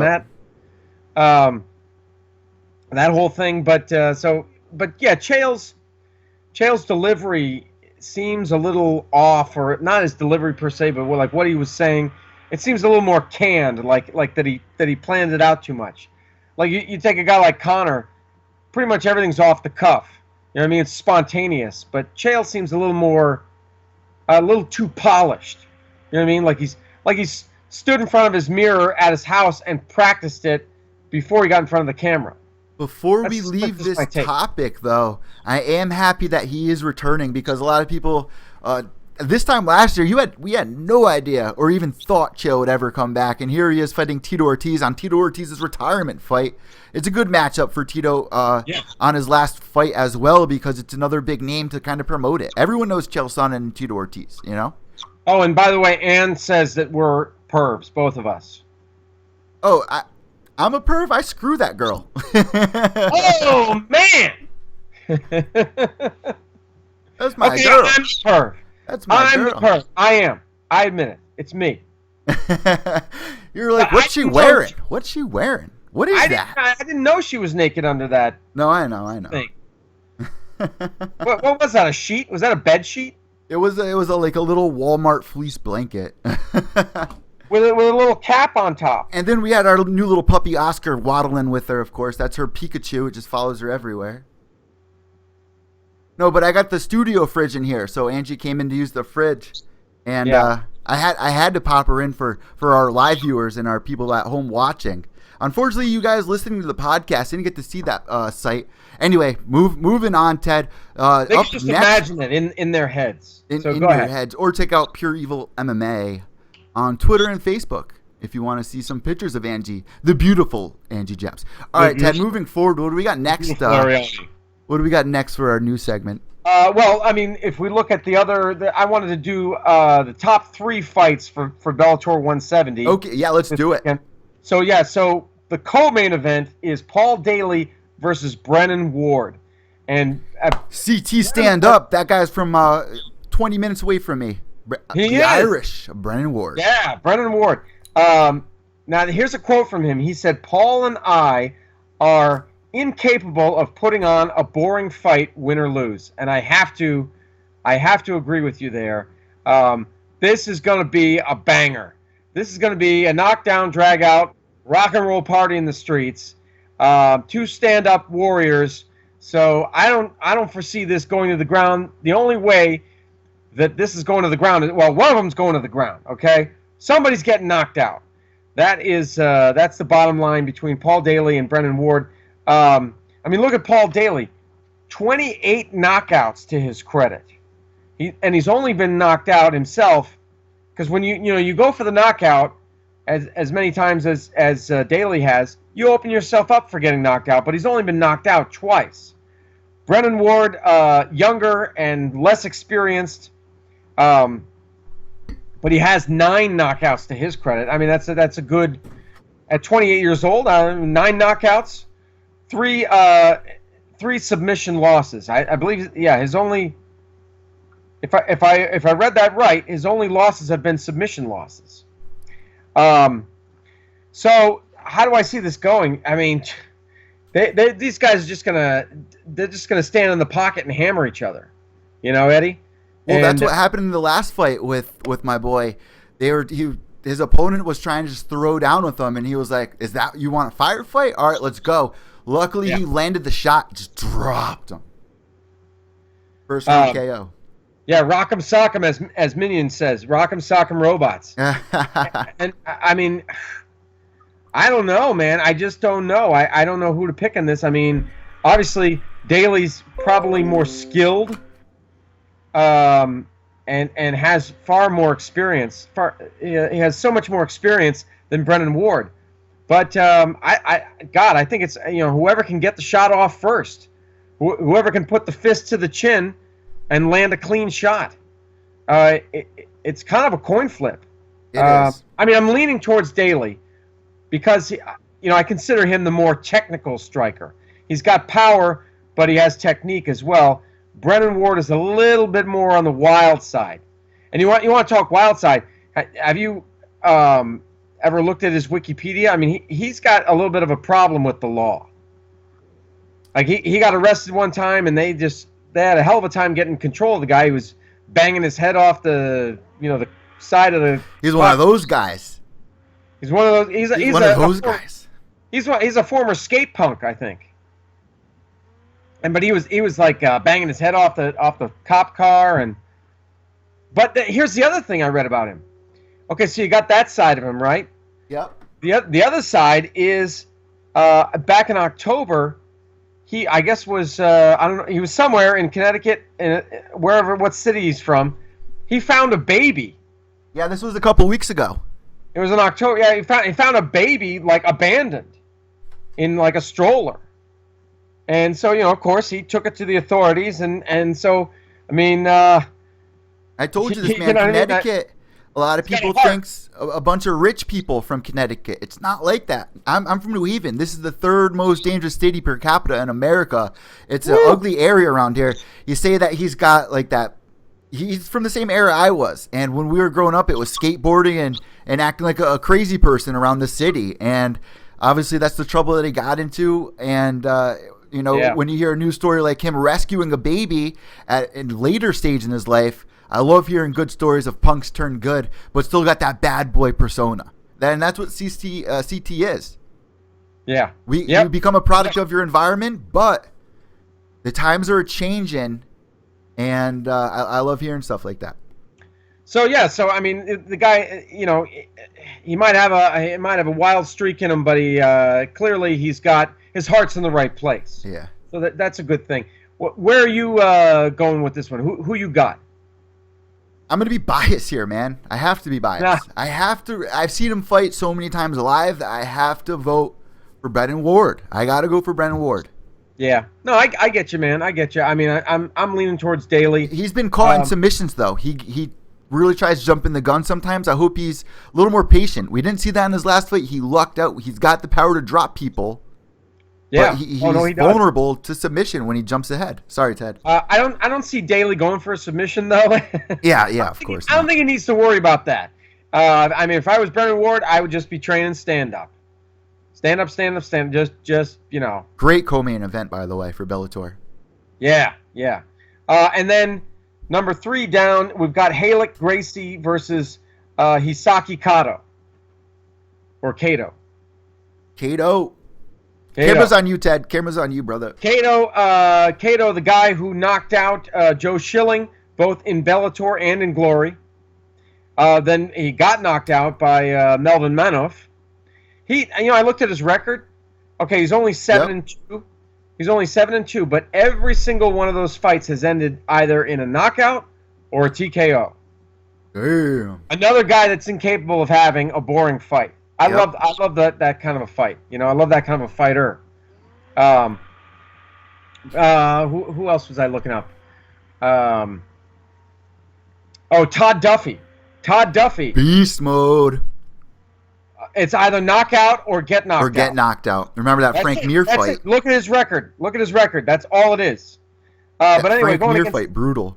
Halek Gracie, who is the founder of Metamoris, which doesn't exactly have the greatest reputation with giving people their bread. But this guy is only 3-0 in mixed martial arts, 2 submissions and a decision. Hasn't fought since 2010. Wow, talk about a layoff, huh? Yeah. I mean, but that's a lot of Gracies are like that. They kind of fight sporadically. They don't get on the regular with fighting. It's like, okay, I'll fight here, and then maybe it's because they feel they don't need to, or you know what I mean. But when was the last time we had a dedicated Gracie that was fighting on a regular basis? But I mean, it's a good matchup because obviously Halek Gracie, he's going to be good on the ground, right? Yep. Oh, no. Kato is a stand-up fighter. So we're going to have to see who can use their skills against the other one. Who can be the master of their domain? Ted, can I say this really quick? I have respect for this card that they matched up. Finally, Bellator is getting it. And I hope they have a great year like they did last year and establish more of that blueprint that the UFC's already established, where you can't make those crazy fights like they were doing at the beginning of last year with Kimbo and Dada. I mean, it's fun, but your company's going to be looked at like that. You know what I mean? This matchup, Tito Ortiz versus Chael Sonnen, and some people can say, well, that's kind of like that. Well, it is and it isn't. It is and it isn't. Fight. You think it's a freak fight? It is and it isn't. I mean, these guys, a lot of people could say, are older on the late run of their career. Of course, right. Chael's making his debut for Bellator. But in my opinion, this is a great card for Bellator to set up. And they have a great roster like me and you have talked about all the time. Now we're going to see what they can do with the production of it. Are they going to promote the Chael Sonnen fight? Are they going to and Tito Ortiz fight the way they should? It looks like they got a great lineup. Let's see what they can do come this weekend. Well, I think Bellator, and we still might see this out of them, that they want to be kind of the American version of Pride, or Ryzen, as Ryzen is Pride 2.0 or whatever. Yeah. But they wanted to be in the American version of that, where throw a freak fight in there, and then have your your homegrown fighters that you're trying to get a groundswell of popularity attached to. You know what I'm saying? So I think they were trying to do that. I don't know. We'll have to see if that's still the plan, or if Scott Coker has kind of decided to go in a different direction. We'll see. I like it. I like it. I like the variety. I like the variety. I like watching Ryzen, and I'm just so bummed. I know I said this before, but so bummed we don't get to see another Ryzen card until April. I can't wait that long. Are you kidding me? But because Ryzen just does things differently. Ryzen judges the entire, like Pride judges the entire fight, a fight in its entirety, not round by round. Yeah. And of course they have all the pomp and circumstance of bringing the fighters out and the crazy Pride lady and et cetera, et cetera. Yeah. It's a different animal. It's great for a fan to have that variety, I think. Mm-hmm. But I'm going with Hisaki Kato in this one. Kato, tomato. Just because he's been far more active than Halek Gracie has, and I think he'll be able to catch him and knock him out. I'm agreeing with you on that one there. I'm agreeing with you there, Ted. Thank you. I appreciate that. All right, so moving forward, Ted, did you see? It's not often that we agree. It kind of sucks for the fans when the hosts agree, though. You got to kind of get both sides of it. Even if I don't really believe in it, I kind of got to try to test it, and you got to kind of test me for it to kind of get fun. But here, I can't do that because I got Kato. That's as simple as that. Call it like you see it. I'll take a seat. All right, so moving forward, Ted, did you see this? Conor McGregor wants to get a trademark on his name.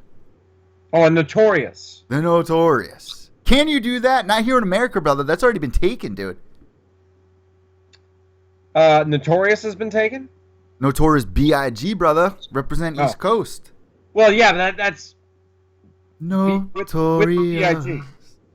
That's with the B.I.G. Spit your game, talk your shit. Yeah. You mean the Notorious F.A.T., right? Oh, don't do us like that. I'm kidding. I'm kidding. The airwaves are too close to New York, man. We're going to get shut down. I thought it was he was going to try to trademark Notorious. I don't know that you can do that. I don't know how it works.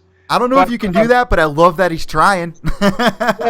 Okay, so maybe it's something similar because Notorious is a word on its own, right? Like you can. It's not just a word that applies to him. It applies to so many things or so many people, right? Yeah. The UFC. You can't have a cage that's an octagon. You can't use the shape of the octagon when it relates to MMA. Mm-hmm. They trademarked the octagon, the name octagon, and the actual geometric shape of the octagon as it relates to MMA. So maybe Conor could say, I'm going to trademark Notorious as it relates to mixed martial arts, not as it relates to anything else, so-and-so with a notorious bank robber or whatever. But as it relates to MMA, he's going to trademark it. That I think is probably what he's going to try to do. Well, what this kind of reminds me of on a level is that time that guy tried to trademark the word reaction on YouTube. He was going to charge everybody that used that word reaction. How do you trademark the word reaction? I can't use reaction video on my MMA videos. Ted, do you remember that? I do remember that. Yeah, that was a huge. There was a firestorm over that.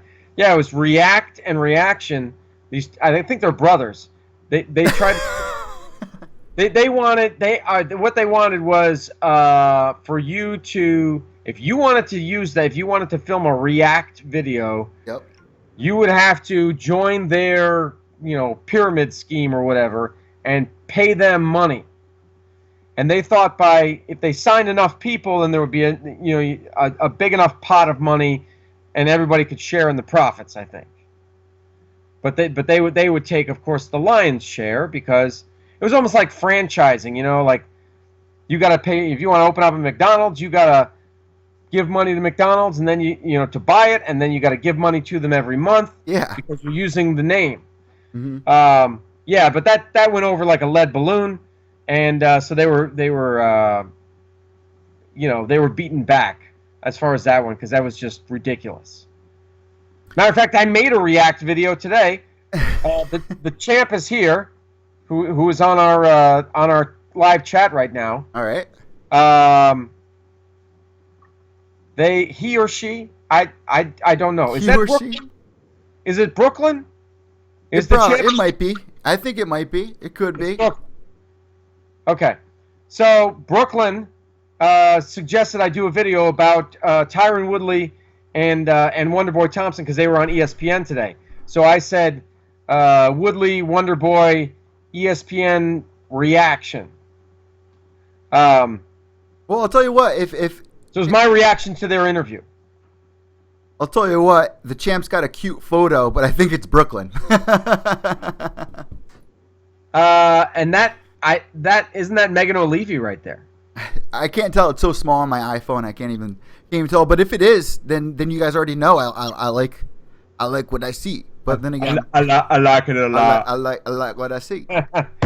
But anyway, so what were we just talking about? We were talking about Conor McGregor stapling his name. We were talking about you making a reaction video. We were talking about reactions. Yeah. So I don't want to get off too much on that, but yeah. So that the other latest news, news about Conor is he's going to be doing a 1-hour interview. Did you hear about this one? A 1-hour interview on January 28th with Ariel Helwani, and it's going to be a pay-per-view.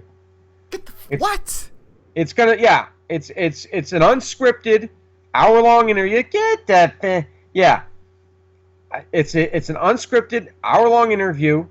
They've already sold 5,000 tickets. If you want to see it live in this, it's in England, and so they rented out a hall, you know, an arena or whatever you want to call it, a venue. So 5,000 seater, that's sold out. So it's gonna be simulcast. It's gonna be on a pay-per-view. It's like $5 US. Okay. $5 US to see this, and Ariel Helwani is the interviewer.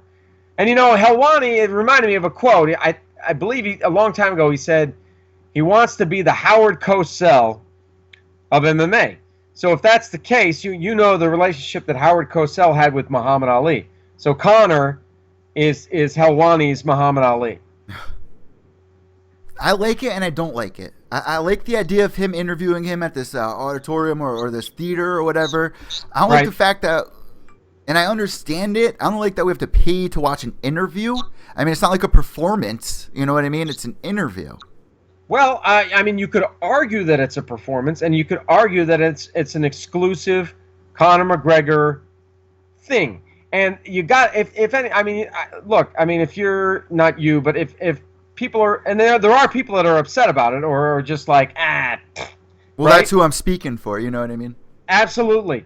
But you, and I don't have a problem with people thinking that way, but you do have to, at least I'm impressed with the fact that this guy monetizes every single thing that he touches. Everything that he does, he's making money off of it. And you have to hand it to the guy for that. He's the smartest fighter out there, business-wise. He gets it, you know, because you hear people telling fighters, "Hey, man, you got to have outside business interests. You got to have multiple revenue streams." And Conor has gotten that from the get-go. Ted, I said it so many times before, and I'm going to show you guys here on the live stream. See that picture right there? In 30 years, some kid is going to be doing a show just like mine with an idol picture of Conor McGregor, because Conor McGregor is the new age of fighting in sports right now. That's really inspiring a lot of people. Love him or hate him, he's a huge figure in the media right now.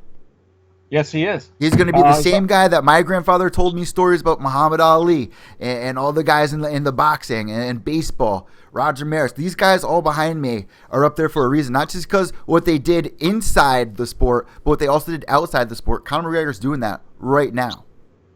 Yeah, did you see? He's got a series of ads. I think it's for like a horse racing Yeah. organization Yeah. with John Lovitz from SNL, formerly of SNL. You see the one where he's riding around on the horse naked? Yep.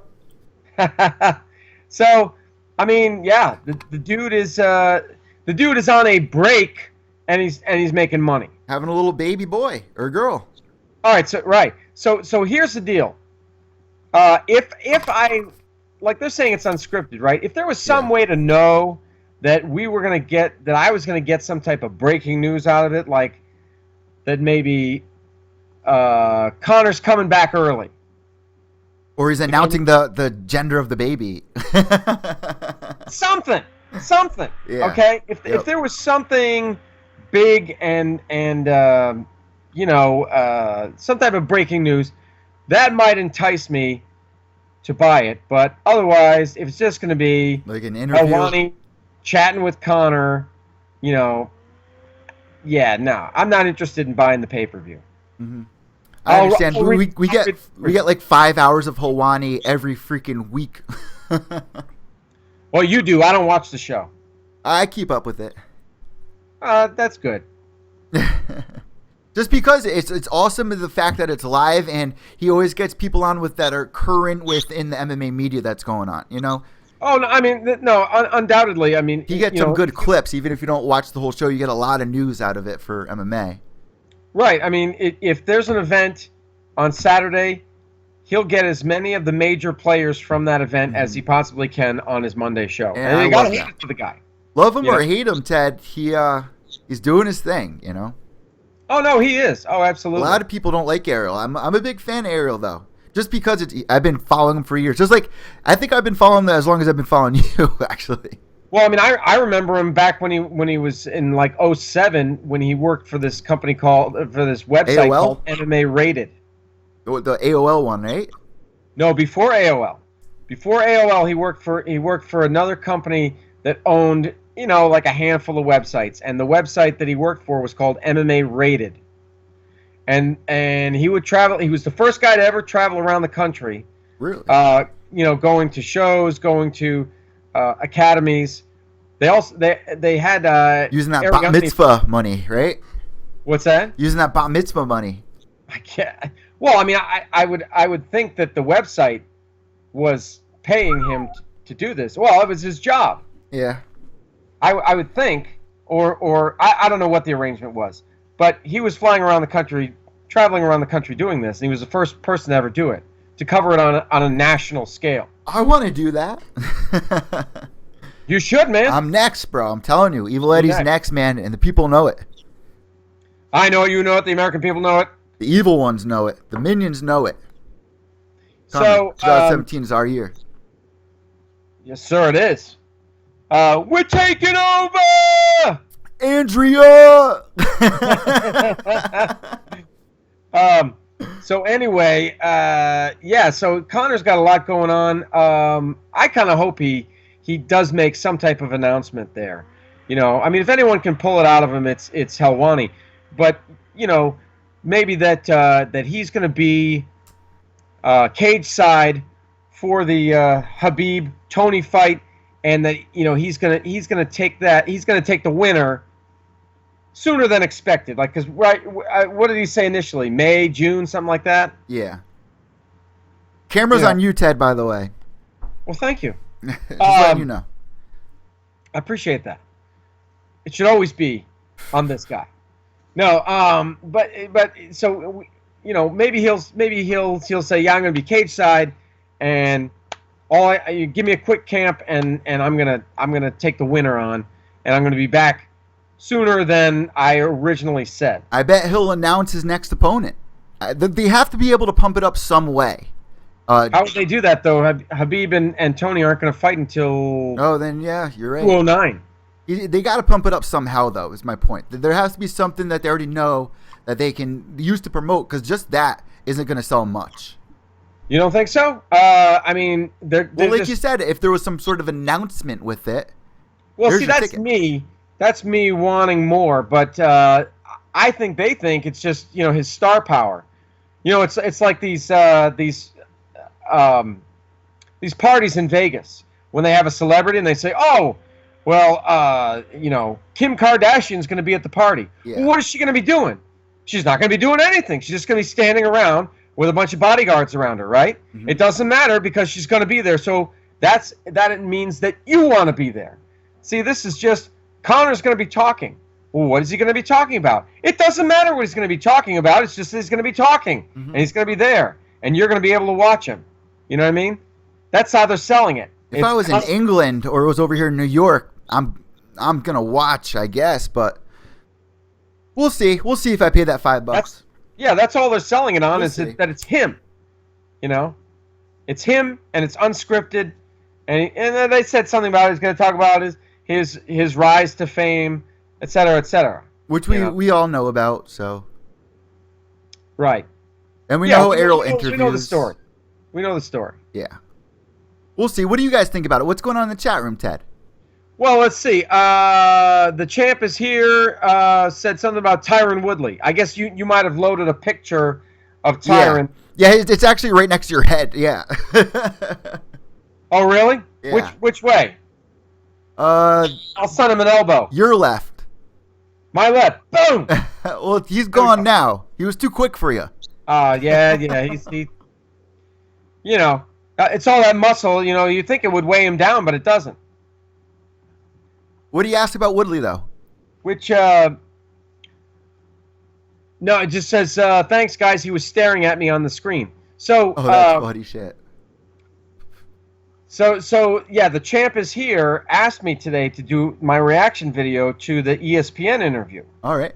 Between Woodley and Wonderboy, and so I didn't want to do it initially because I said I'm just tired of doing videos about Tyron Woodley and his race baiting. We talked about this last week, yeah. Right, we did. And so I resolved. I said, Ted, just don't give it any more press. Don't recognize it. Yep. You know. But I had a subscriber who asked me, put that tongue back in your mouth, please. Did the evil lead? A picture of BJ arrived. I had to. Nah, that's cool, man. You just flap that tongue as much as you want. Anyway, so I had a subscriber who gave me a request, and I honor those requests. All right. I'm trying to talk here. I was going back and forth between your camera and my camera. Camera 1, camera 2, camera 1, camera 2. Yeah. I'm trying to talk. No, so I honor, if somebody gives me a request, I honor that request. So I made a video about it, and I said, you know what, I'm just tired of this. I mean, he went and accused Wonderboy of being entitled, and just went on and said he is the least respected UFC champ ever. He's just delusional. Wait. Who's the most unrespected champ? Woodley. Woodley is saying that about himself. And he's saying if his complexion was lighter, he'd be respected more. And then in the build-up to the 205 fight... Not in New York, man. Them, right, he was saying in the build-up, in the hype, before the fight, everybody was treating Wonderboy like the champ, and they let him come out with the American flag like Woodley was from a different country. What is going on in his brain? You're on the East Coast, man. You're from the West Coast. It has nothing to do with race at all. Trust me. When you're here in New York, no one's looking at that here. No one's looking at that here. Trust me. Oh, and because people in New York were booing you at UFC 205 presser, it has nothing to do with them being like, oh, we want Woodley to lose because he's black. Has nothing to do with that. It's because he says dumb stuff. That's why. It was East Coast versus West Coast there. It was Wonderboy from the East Coast versus West Coast Woodley. Well, he's from the Midwest. He had Chris Weidman on his team and stuff. You know what I mean. Yeah, but Woodley's from Illinois. He's from Ferguson, Illinois. He's from the Midwest. But what you brought up as well, that's a huge thing there as well. I just think he says dumb stuff, and that's why people don't like him. People don't like it because he's a complainer, because he's whining all the time. Stop whining, as Arnold would say. Stop whining. You know? Or as the Godfather would say, you act like a man. Right. Just why is he being like this little snowflake, this little delicate snowflake? Just just fight and let shit roll off your back. Why you got to complain about everything? Yeah, let your performance do the explaining, because in this world, I said at the beginning of this podcast, there's millions of people out there, Ted. It's hard to please them all. That's right. So, and then he tried to say that he doesn't fight for the money. Well, why was he saying he wanted the money fight? So he he's a bit of a hypocrite and he's contradicting himself. Yeah. So I did the video, and he believes he won the fight and that's why he was looking to fight somebody like Bisping or anybody but Wonder Boy, because Wonder Boy's saying no, we need to run it back because it was a draw. I agree. And Woodley's saying, well, the judges may have said it was a draw, but I don't think it was a draw. I think I beat you. And so I was moving on. And Wonder Boy's like, how can you move on when you didn't beat me? So it just it goes around and around and around like that. Well, Ted, as we inch towards the end of the show, we're at the hour and 50-minute mark here. There's a couple more things that we got to discuss really quick. Just fly by them. Paige Van Zandt, really quick. We're going to just 2 minutes on this subject. Wants to come back. She sent out a tweet this week. No one plans murder out loud.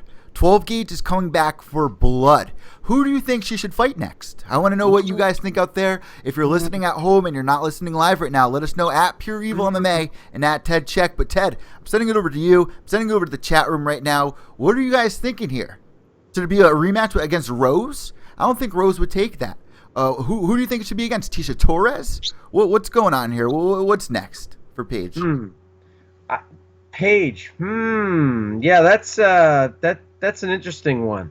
I'd have to look at the rankings. Let me take a quick look then. Pull them up here, and while you do that, I'll refresh everybody's memory on what Paige's past has been. Of course, she's over at Team Alpha Male training with like Uriah Faber. She used to date the current champ Cody Nolov right now. That's right. They were a thing for a little while. So she goes in there and she gets that loss against Rose Namajunas. Well, before that, she beat a pretty big name before the Rose fight. Who'd she beat? Oh, I can't even remember. Before the Rose fight? That was Felice Herrig. That's right. She beat Felice Herrig, and then she went in that fight with Rose Namajunas, and she escaped a bunch of submissions, but man, she got bloodied up. Rose dominated her, eventually tapped her out. Then she came back after being on Dancing with the Stars for a little while, gathering up a whole new group of MMA fans out there that weren't familiar with our sport. You got this young, pretty girl on the forefront of UFC coming off a loss, going back in there. And she takes out Beck Rawlings with that crazy switch kick the can, highlight reel knockout. All right, things are back on track. Well, we're going to put her up against the Karate Hottie. She gets submitted. Ted, what do you think's next for her? What do you got there in the rankings? Well, let's see. Okay, so Paige. Oh, by the way, Beck Rawlings, my favorite female fighter. She loves me. She blocked me on Twitter, so we have a great relationship. But anyway, yeah. So Paige Van Zandt is sitting at number 10 in the women's strawweight division. Wow. Marina Moroz is 9. Joanne Calderwood is number 8. Waterson is at 7. Tisha Torres 6. Andrade at 5. Namajunas 4. Esparza 3.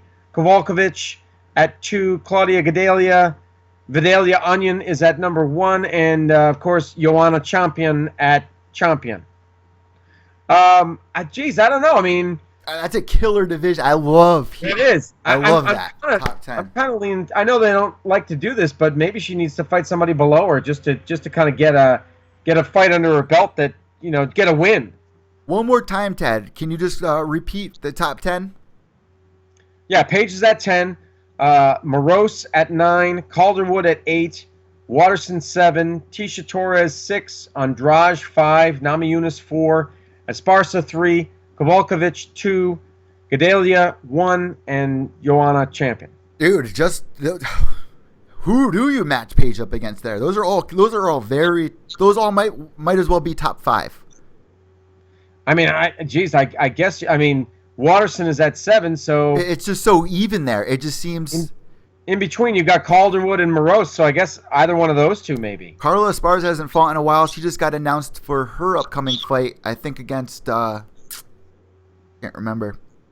But she's out of this out of this because she has an upcoming fight. I don't know who to match Paige up against. I think you're right here, Ted. Maybe they should aim a little lower. I mean, Paige, she doesn't need a win. I said this in her fight against the Karate Hottie. She doesn't need a win over a big name. She just needs a win right now. Just get a W, yeah. You know? You don't need to build up the name. You got the name of the star that you're trying to work off of. You know, there's a lot of stars in that division, Ted. That's a killer division right now going into 2017. Let me tell you that. Yep. All right, Ted, what do you got next really quick to run by? Well, Stipe Miocic, our heavyweight champion of the world. Always with a smile on his face, by the way. Always rocking a smile. I'm the champ! I'm the champ! I'm the champion! Stipe, Stone Cold Stipe, made headlines this week because he said that he was not happy. He considered it a slap in the face when he found out, finally, that the UFC paid his opponent, Alistair Overeem, more money than he was paid in their fight at UFC 203.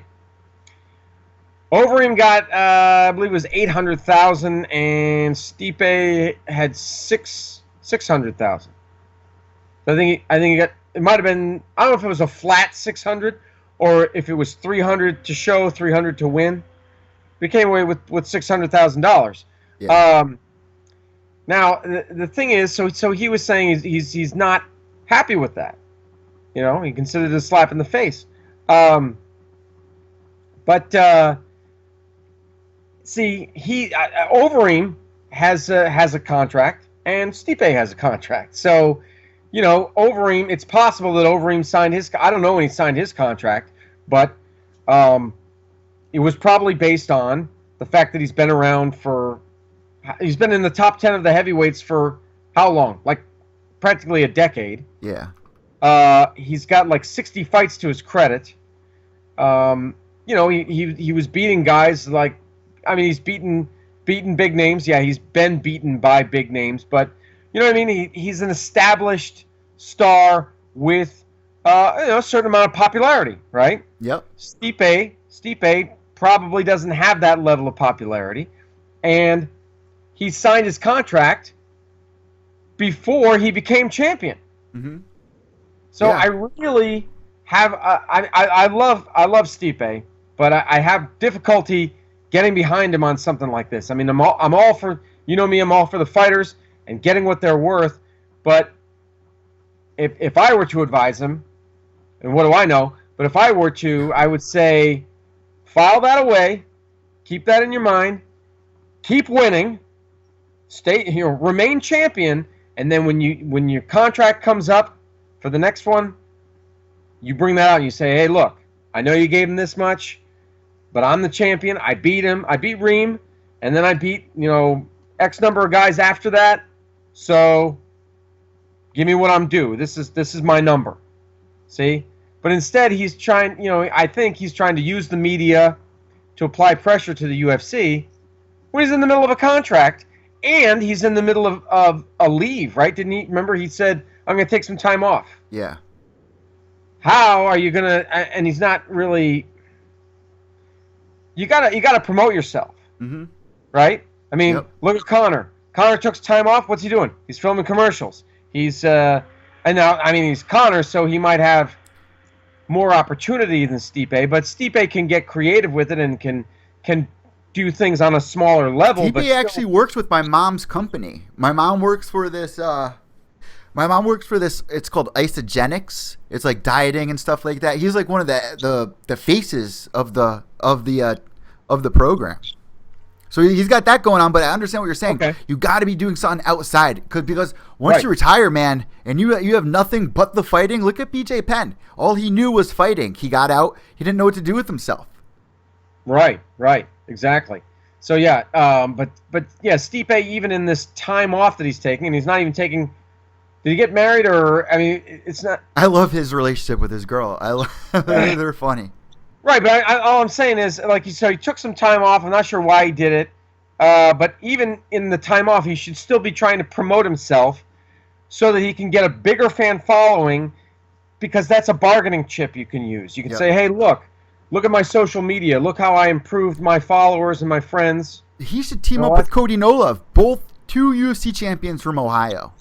Mm-hmm. Bitch, I'm from the land till I die. Come on. Wait, was Cody? I thought Cody was from Pittsburgh. You might be right. But he fought in Ohio. I think you're right. They've got an amateur. They've got a really good amateur MMA program or organization in I think it's called the NAAFS or something like that. But it's very close to, it's on the line there. It's in Ohio, but he may have come from Pittsburgh. But whatever, doesn't matter. If he's not from Ohio, Ohio is probably his adopted state. Why is everything telling me that he's from Ohio, though? But Pittsburgh sounds about right. Mac Miller's from Pittsburgh. I'm not mad about that. All right, Ted, anything else before we wrap up the show and hand it over to our chat room for final questions? Let me just take a look here. We talk about Stipe. What's your opinion on that? Do you think, about I can see why the UFC slapped me in the face and all that stuff? I could see why he's mad. I don't think it's a slap in the face. It's just the way that your contract's written out, Right. So, I mean, save that for the negotiating table. Exactly. Well, he's just voicing his opinion now. I'm not mad at him about that, but don't cry about it too much longer. You made your statement. Let it go now. Yeah. I mean, I don't think he should have took up his time on the MMA Hour doing that, but it is what it is, Ted. All right, moving forward. What we usually like to do at this point in the show is hand it over to the chat room that we're doing now live. And don't forget, if you guys are listening to this podcast at home on Apple iTunes or Podbean.com, we do the show live on YouTube every Wednesday night on Ted Czech's channel. You don't want to miss it. It's always a blast.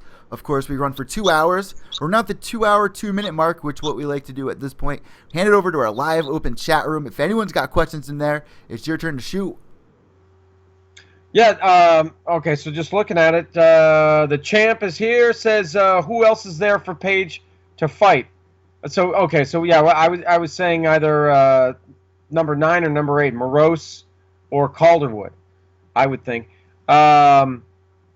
And then that Karate Kid kick was awesome by Paige. Yeah, the switch, the flying, I called it a flying switch kick. At Team Alpha Male, they call it kick the can. Are they really calling Beck Rawlings a can? Is that really what they did? Because that's just downright mean. No, yeah, that I don't think they're saying that, but that's what they're calling it there. I'm kidding. Minion. Let's see. Minion, of course, with his just tremendous knowledge of the sport. Esparza's matched up with Marcos. I was just looking it up. That's right. Marcos. Got me, Minion. That's why I'm happy Minion's back, Ted. We've missed Minion. Thank you so much. Yeah. Really appreciate that. Absolutely. And then also $600,000 flat for Stipe, no win bonus. I would like to get $600,000 flat. I would. Can somebody please give me that? And then the champ again weighing in, saying Stipe did sell out the arena there, but yeah, that was in Ohio. Tough 25 is rumored to be the welterweights. In my opinion, that's possibly the strongest division at the moment. Light heavyweight needs an injection of talent. He's right about that. Light heavyweight's thin, heavyweight's thin. When was the last time they did a season Ultimate Fighter with that weight class? God, I don't know. A while. It's been a while, man. Welterweights, or are they going to be lightweights? I thought. I don't know. I guess maybe they'll have 2. I think they're going to have 2 weight classes in the Ultimate Fighter 25. They might. Felice Herrig versus Alexa Grasso announced as well this week. Oh, and did you hear about let's see, Johnny Hendricks and who they were matching Hendricks? Johnny Hendricks and Hector Lombard. Yeah, I hate that. Hendricks, what are you doing, bro? Middleweight matchup for UFC in Halifax, right? Yep. You hate that. Why do you hate that? I don't think Johnny's going to win that. No, he probably won't. You know what I mean? I think Lombard's all over that win right there. Oof. What a killer. Guys, really quick, I just want to announce this really quick, Ted. This week, I will be talking with Julia Budd on Cage-Side Submissions, the girl who's only lost 2 fights in her life, one to Ronda Rousey and the other to the current UFC champion, Amanda Nunes. Also, I'll be speaking to Jermaine Delrandamine, who's going to be fighting Holly Holm in an upcoming fight for the 145-pound title. That's going to be going down this Saturday night on Cage Submissions. Do not miss out. It's going to be a blast. If you guys have questions, let me know on Twitter at Pure Evil MMA. Nice. Congratulations, man. That's some good stuff right there. Oh, man, I'm pumped. And don't forget, guys, I just spoke with Jimmy Rivera yesterday. That is now up on Apple iTunes. Pure Evil MMA on Apple iTunes and Podbean.com. This podcast will be dropping tonight as well on iTunes, so you do not want to miss out. In case you're on your way to work tomorrow morning and you can't sit in front of a TV, don't worry, we got you with the audio. Drop in just minutes after this podcast finishes. Ted, any last question? We need one more question to wrap up today's show. We need a question? You want a question? Let's do it. Let's put our hats on and do it. Let's see. Why don't we do it? Or we can cut to naked Angie Jabs. It's up to you guys. You pervert, you! You pervs. Let's see. I don't. You know what, Eddie? I see a lot of statements. I don't see a lot of questions. Let's end it with this, Ted. Should BJ Penn really come back inside the octagon? 2 minutes. Let's discuss it. Discuss. Discuss is the perfect word, right? Yeah, he should. He should. I mean, I'm not one to say that he should retire. I don't tell anybody to do that, but it's not my place to do that. But I think he could. I'd like to see him at 155. I don't think 145 is the division for him. I'd like to see him at 155, and give him somebody that's winnable, for God's sake. Go back on it, because we said it at the beginning of the show. I think a lot that had to do with this loss, not only was Yair just a beast and an animal, but it took 3 times for BJ to get ready for this fight before it actually happened. I think that had a lot to do with it. You lose a little motivation within that.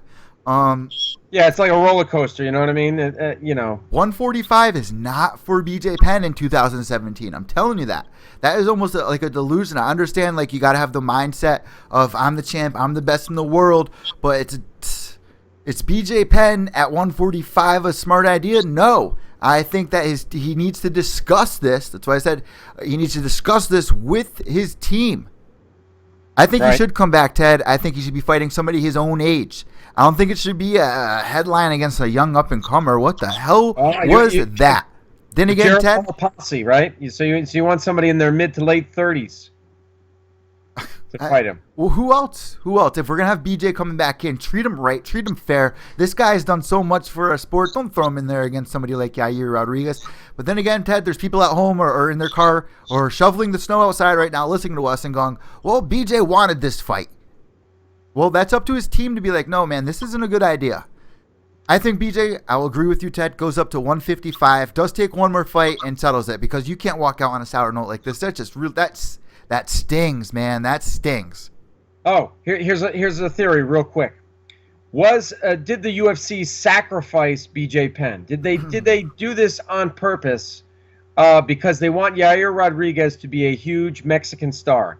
You know they see Mexico as a big, as a viable market, right? And they wanted Kane so badly to be the Mexican star. I was arguing with somebody on Twitter over this. Please, no. I was arguing with somebody on Twitter. This woman is trying to tell me that Kane was loved, and I'm like, no, the dude's not even fluent in Spanish. I said Verdum was more of I can't tell you that. Verdum was loved by the Mexicans more than Kane was. And so we're going back and forth on Twitter over this. But the UFC, ever since Kane didn't work out, they've been looking for the next big Mexican star, and they have it in Yair Rodriguez. So do you think they threw BJ Penn to the wolves on purpose just to bring up Yair Rodriguez? Or do they actually think that BJ had a chance against him? I don't think they had much say in it because, like I said, I think this is a tough one, Ted. It wasn't a good idea to fight Yair Rodriguez, bottom line. I think I said this on the podcast and earlier in this episode that the UFC didn't really promote it, so it did seem like they knew he was going to lose. They didn't really get behind BJ here. And remember, he was originally supposed to be a prelim. and then all of a sudden he winds up as the main event against this young gun. It kind of seemed unfair, but then again, there's people out there saying BJ wanted it. BJ's not the one who called out this fight, though. It was the UFC. The UFC, it was their job to take care of the legend BJ Penn. Matching up with Yair Rodriguez, the second the MMA community found out that this was a real matchup, we all were like, what? No one believed it at first. It wasn't until last week, it wasn't until 3 days before the fight where I started gaining any confidence in BJ Penn. But look at what it does for Yair Rodriguez. He doesn't do much, man. Yeah, it doesn't do much. You're fighting he's a legend killer. A shell of BJ Penn. Yeah, but to the casual fans who know who BJ Penn is, that wasn't BJ Penn in there. even the casual fans. If you think that guy that stepped in there last Sunday night was the same BJ Penn that he used to be, you're crazy. Oh no, I'm not saying that, but you and I are hardcores, but I'm talking about the casual fans. Oh, like, he beat BJ Penn. Yeah. Exactly. And then people from Mexico, the Mexicans, and I'm not saying that they're not smart at all, but they of course want their countryman to win. So they're saying, "Oh, well, that look at the way he won. He absolutely destroyed that guy.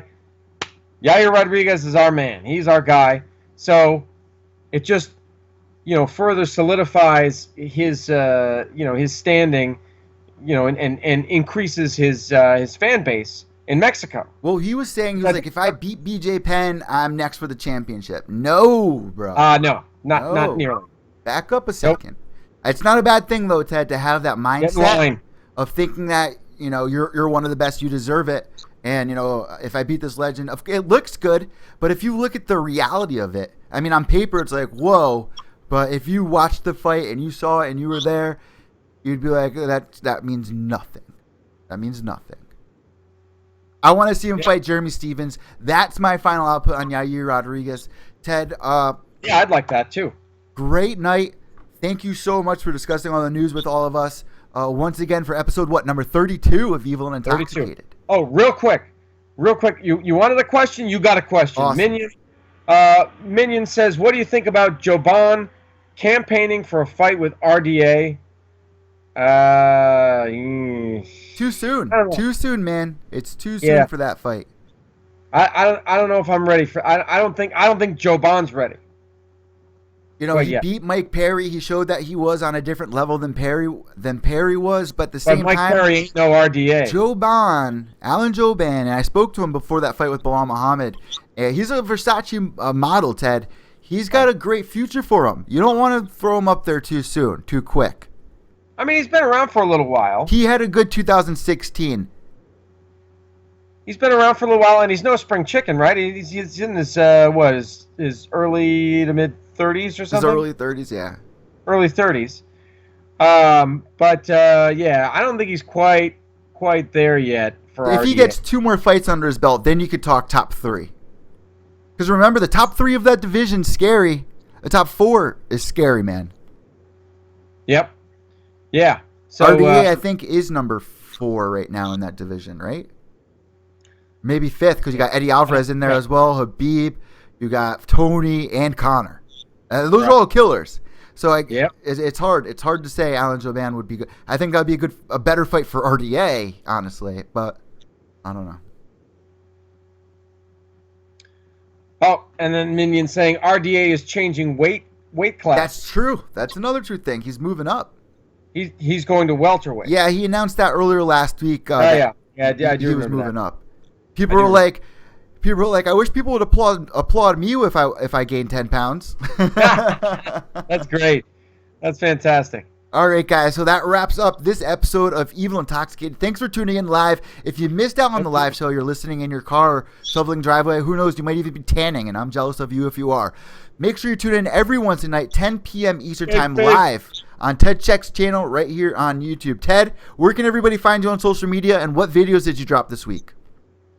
Oh, man. I mean, pretty much everything we talked about here, I'm talking about it on my channel with my own little, But nice, short, and quick, Short, quick, to the point. Yep. like the champ is here said, it's like I drank a can of Red Bull or whatever. Like I just bleh. Hey, You know what I'm fight saying? fans! It's just verbal vomit. I love it though, Ted. That's all about it. Yeah. So That's your performance, and that's what gets those clicks. That Yeah, is man. why I asked you to be my co-host of this show. and I'm honored. I am deeply honored. Yeah, I talk about Tim Kennedy. I definitely did one on Woodley because I was asked to, and I honor those. What else? Garbrandt. Garbrandt's hit list. He Yeah. wants Dillashaw and Aldo and Connor. Did I talk about Stipe? Yeah, I talked about Stipe in another video. All the stuff, all the current news. I'm on top of it.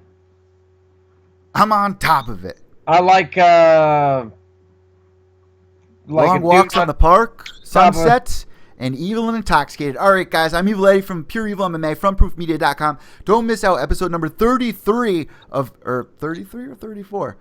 What's that? 34. Let me just double check. of yours.